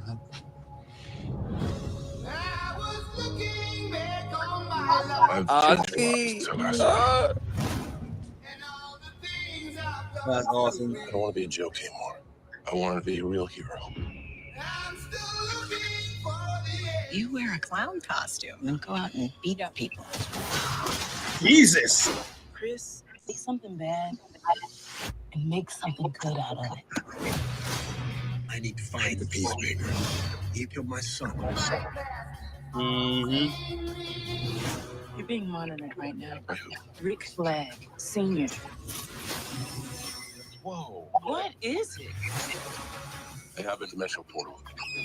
And it leads to a parallel world. What? It's not that big a deal. Get the out is not. My son's like a man you can ever dream of being. Damn. I'm trying to make up for my mistakes. I'm not sure redemption is possible. He's in love with you. Me and Chris, it's never gonna be a thing. I'm going to make a life in the other world. Oh. There's another dimension. It's exactly the same as ours. Better. Best dimension ever. Dude, that's sick. We need to close that dimensional rift. The condoms are burning you. Jagger. Who's Rick Jagger? Ha! Hey, fatty. Judo Master's back. No matter how green the grass is over there, you belong here with us.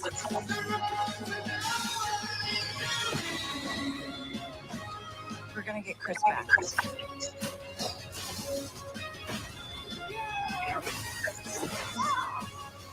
You met your own self from a parallel dimension? You're wearing his clothes. Think about this? That's painful.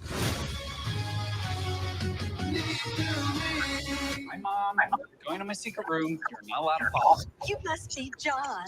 Uh-huh. Jesus. You're not that dorky. Shut up, Mom. All right. That looks a lot of fun. That alternate universe thing looks that's a cool plot point to do. Because why not? You know?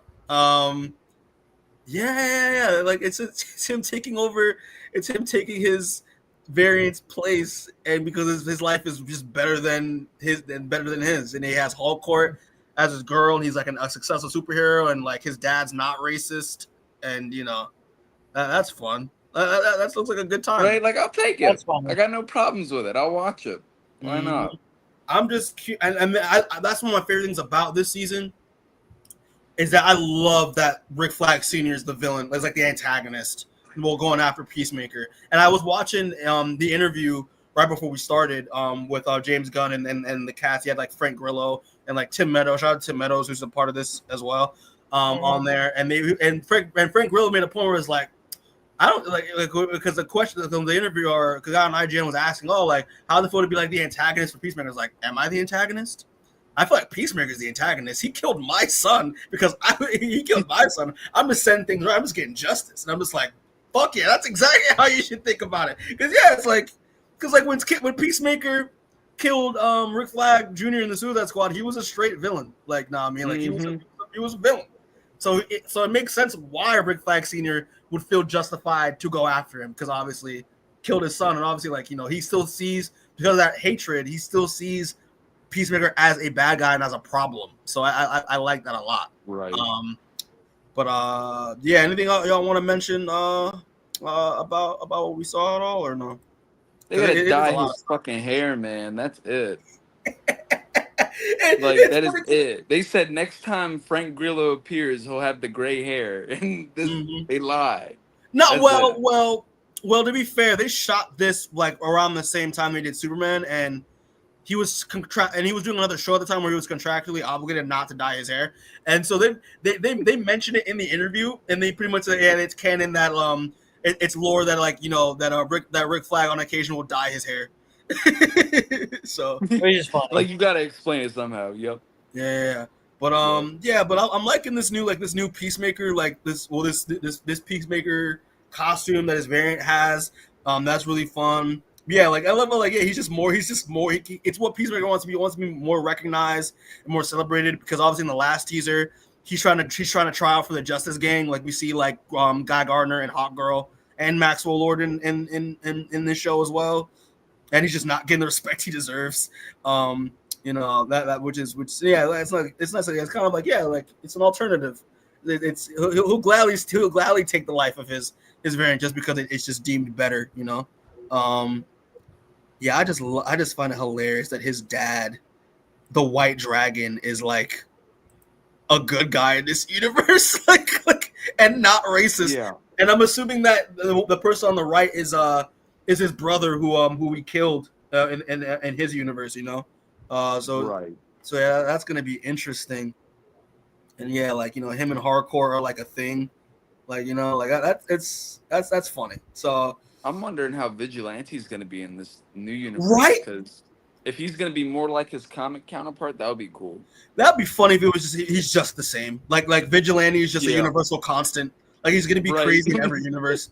But yeah, and Vigilante is like my favorite character in the show. Like I love Vigilante a lot because I'm a fan of him in the comics. But yeah, his version, James Gunn version, is just so funny. But yeah, man, I'm very curious to see what else we'll see. Obviously, they're teasing. There's obviously gonna be some cameos, stuff like that. Think they're gonna make any Superman references at all in this, or any greater DC universe references in this at all, or no? Yeah, I mean, Guy Gardner and Hawkgirl are showing up in it. Yeah, but I mean, besides them, obviously, because we know they're coming through. I mean, yeah, there probably will be like 2 surprises or something like that. You know what I mean? There's Michael Rooker's character, who I don't know who he's playing, but yeah, I forgot he's in that. Red Saint, what's his name? That white guy from the comics who like is like it tries to take a bunch of Native American shit, and he James Gunn basically said that he's going to be playing like Eagly's Lex Luthor, which is funny. So funny. That's so funny. And again, love how they love how Eagly just has his own personality. I think that's just great. Mm-hmm. But yeah. But yeah, anyone else want to say anything else before we move on? Or no? No. Yeah, but I'm excited. This is a double thumbs up. I mean, I'm more James Gunn shit, the better. I mean, you know, Jimmy. I remember seeing an interview. It was like James Gunn loves to be called Jimmy Finger Guns, and then he did a video where he's like, "I'm Jimmy Gunn." It's like, yeah, fuck you, you know. But yeah, all right. So that's pretty much it for all we got with San Diego Comic-Con stuff. I think they dropped like an exclusive video in terms of like movies, because they literally just dropped this like while we were talking. They dropped something for Tron Ares, like an exclusive clip, but I'm not gonna play it because I want to watch that movie blind. So it's not gonna be good. It's not gonna be good. Yeah, Jared Leto. It looks cool. It's going to be a cool 9 Inch Nails album, but like every time I fucking see Jared Leto's fucking face, I'm like, oh yeah, I don't want to watch this movie. Yeah. Mm-hmm. And then they also dropped a trailer for The Long Walk. I know like Mark Hamill and the cast had a panel for it. That'd probably be lit. I didn't want to watch it either, just because I watched the first teaser and that's it. I want to watch the rest blind. So, speaking of movies, I think we have a little bit of time to talk about it. Yeah, you and Ro, y'all watched, because I didn't get a chance to watch it. I'm watching it on Tuesday, and we're gonna have a review for it on Wednesday. Nice. But yeah, we y'all watched Fantastic Four First Steps, right? Yeah.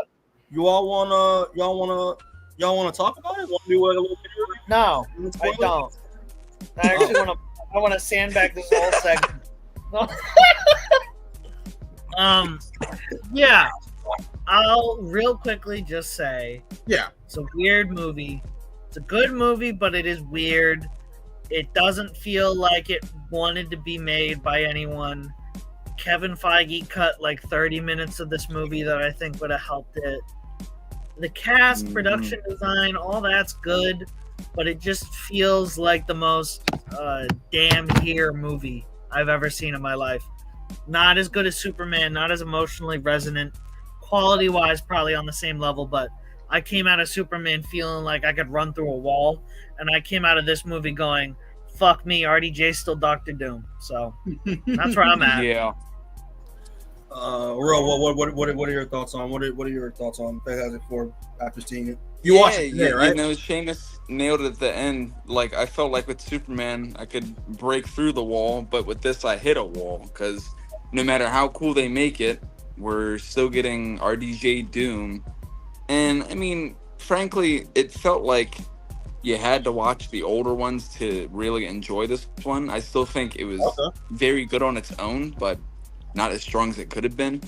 The way I described it to my one friend when we saw it, this felt like a well-made Happy Meal as compared to Superman, which felt like a good local joint that made their food with love. So, yeah. Was it a good MCU movie? Yes. But was it a good superhero hero family movie. I'll give it like 6, 7 out of 10. Okay. Yeah, Seamus, yeah. What would you give it? Beautiful visuals. I'd probably say like 6 or 7. Yeah, like it just quality wise everything's there, but spirit wise it is a hollow movie that you just are like, I do not feel particularly attached or excited, which sucks because the Fantastic Four should be the one team that has the most heart and spirit in, you know what I mean, in MCU. And it's just weird. I will say though, Galactus was great. Galactus looks sick. Oh gosh, yeah. Julia Gardner as Shalabal Silver Surfer was sick.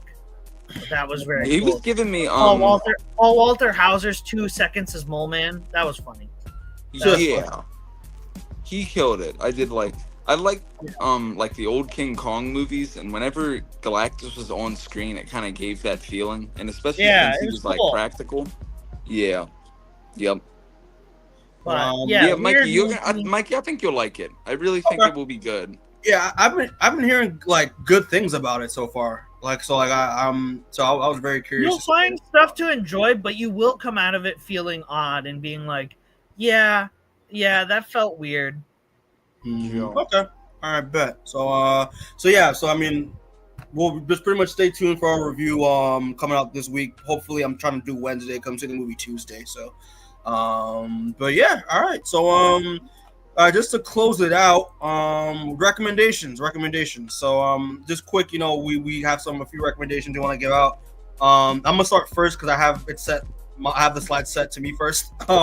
But I'm gonna recommend real quick Moon Knight Fist of Conscience number 10. I thought I read it this morning and I was like, this shit is so fucking good.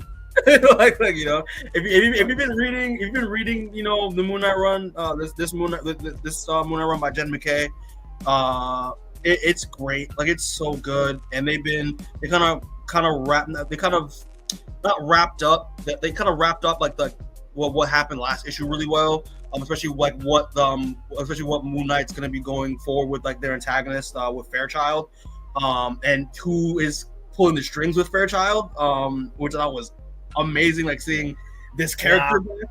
Maybe Seamus, you read it? Yeah.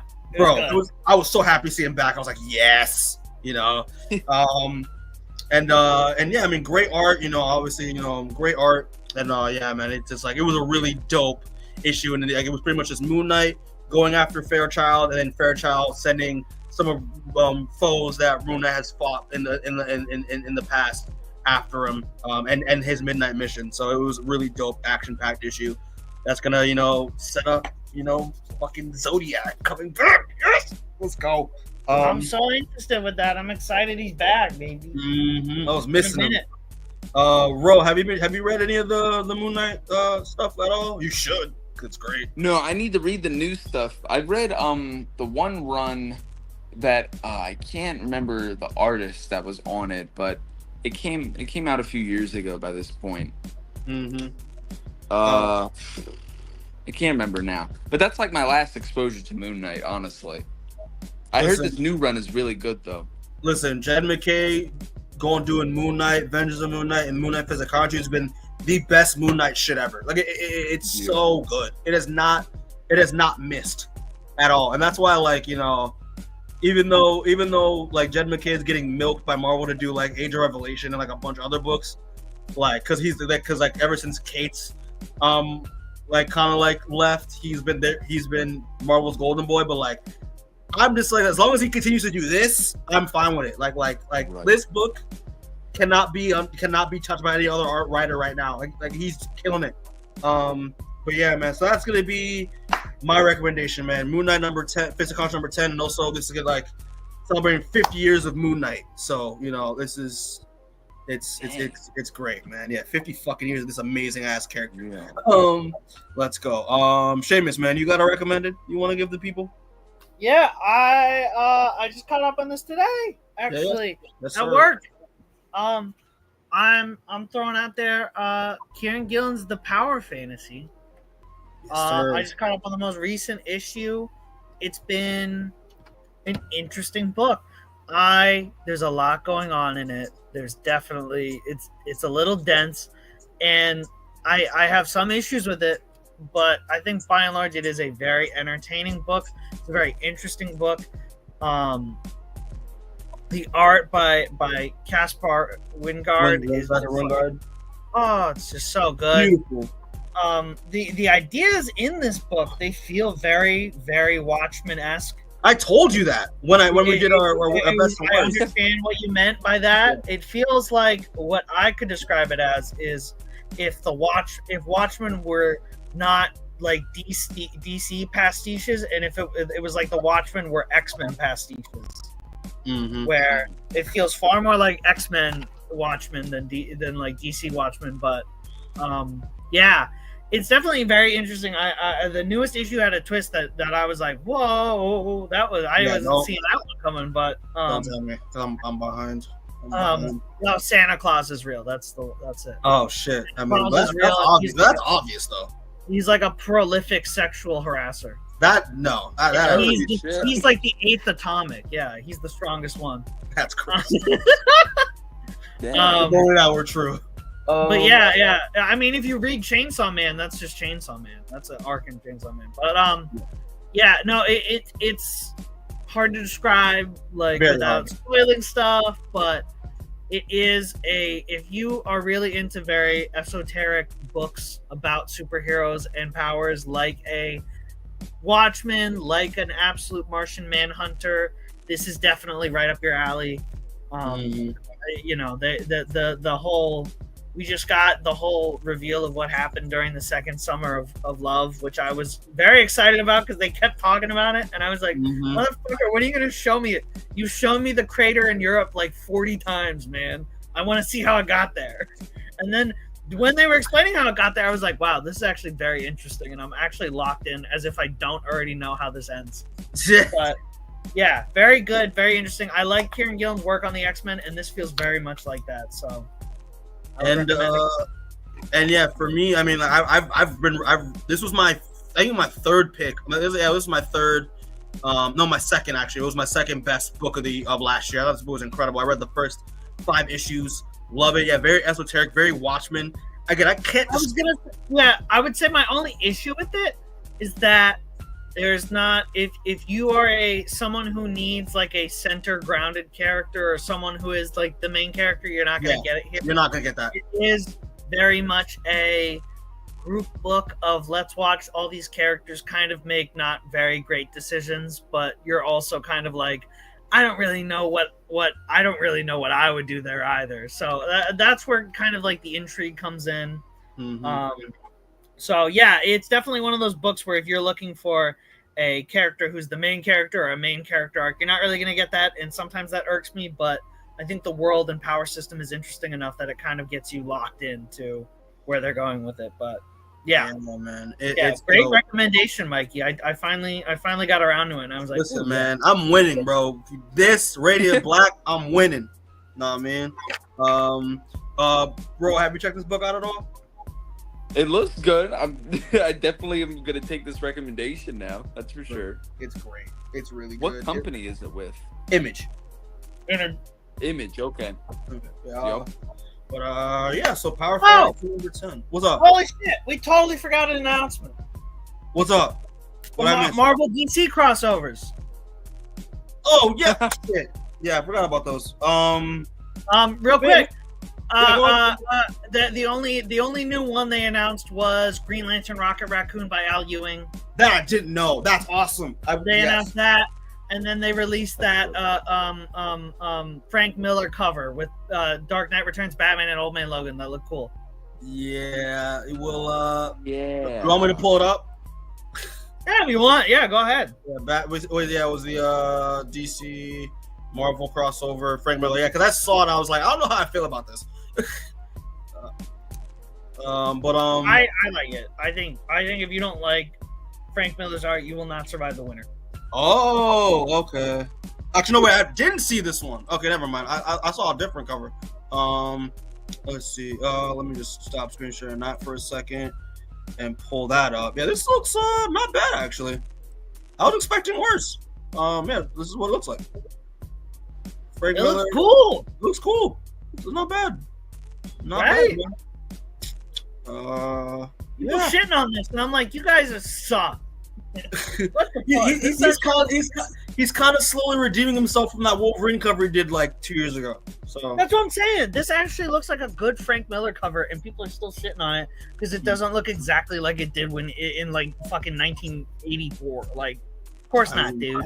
I mean, listen though, what would 1980s Frank Miller do with a fucking Batman Wolverine cover though? That would look sick. Oh yeah, of course would be sick. But I'm like, he's also like 90, and like That's his true, brain yeah. got rotted after 9/11. So like, this is as good as we're getting, man. That's true. But, yeah, But man, good old that Frank looks Miller. cool. It looks cool. Bro, what is your expertise? What's your critique on? Because you're an artist, bro, so you gotta have a critique. Yeah, I'm just. He's trying not to laugh. He's like, yeah, bro. Dude, it's been 24 years of Frank Miller doing these crouch poses, and it's just. Look, it's like you said, he's like almost 90. The fact that he's even still drawing and getting cover jobs, whatever. It's cool, I'll take it. But yeah. I don't care for his art. I think I've been out since Dark Knight Strikes Again. Yeah, that's fair. But yeah, man. So Ro, what is you have a recommendation as well, man. So what's your recommendation for? Yeah, my only recommendation that I had was Absolute Batman, because I've been in the Ultimate and the Absolutes lately. Like, that's been my one.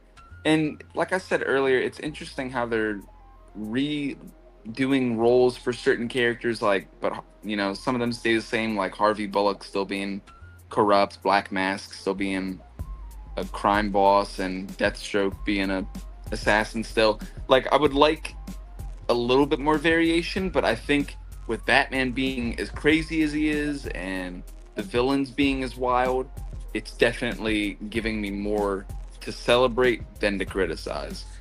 Okay, yeah, man. Listen, man, it is really good. It is really good. They've been taking a lot of creative liberties with it. And it's a good year one story. Like, I'm kind of reading that old Frank Miller story at the moment with it, so there's those similarities in there, for sure. So all right, so that's pretty much it. Yeah, so Moon Knight number 10, Power Fantasy number 10, and just Absolute Batman in general. People check those out. And that's pretty much it. So I'll just close it out. So thanks for everyone who are watching this or will watch this. We appreciate it. Please hit the subscribe button and hit the notification bell so you get notified when we drop new content.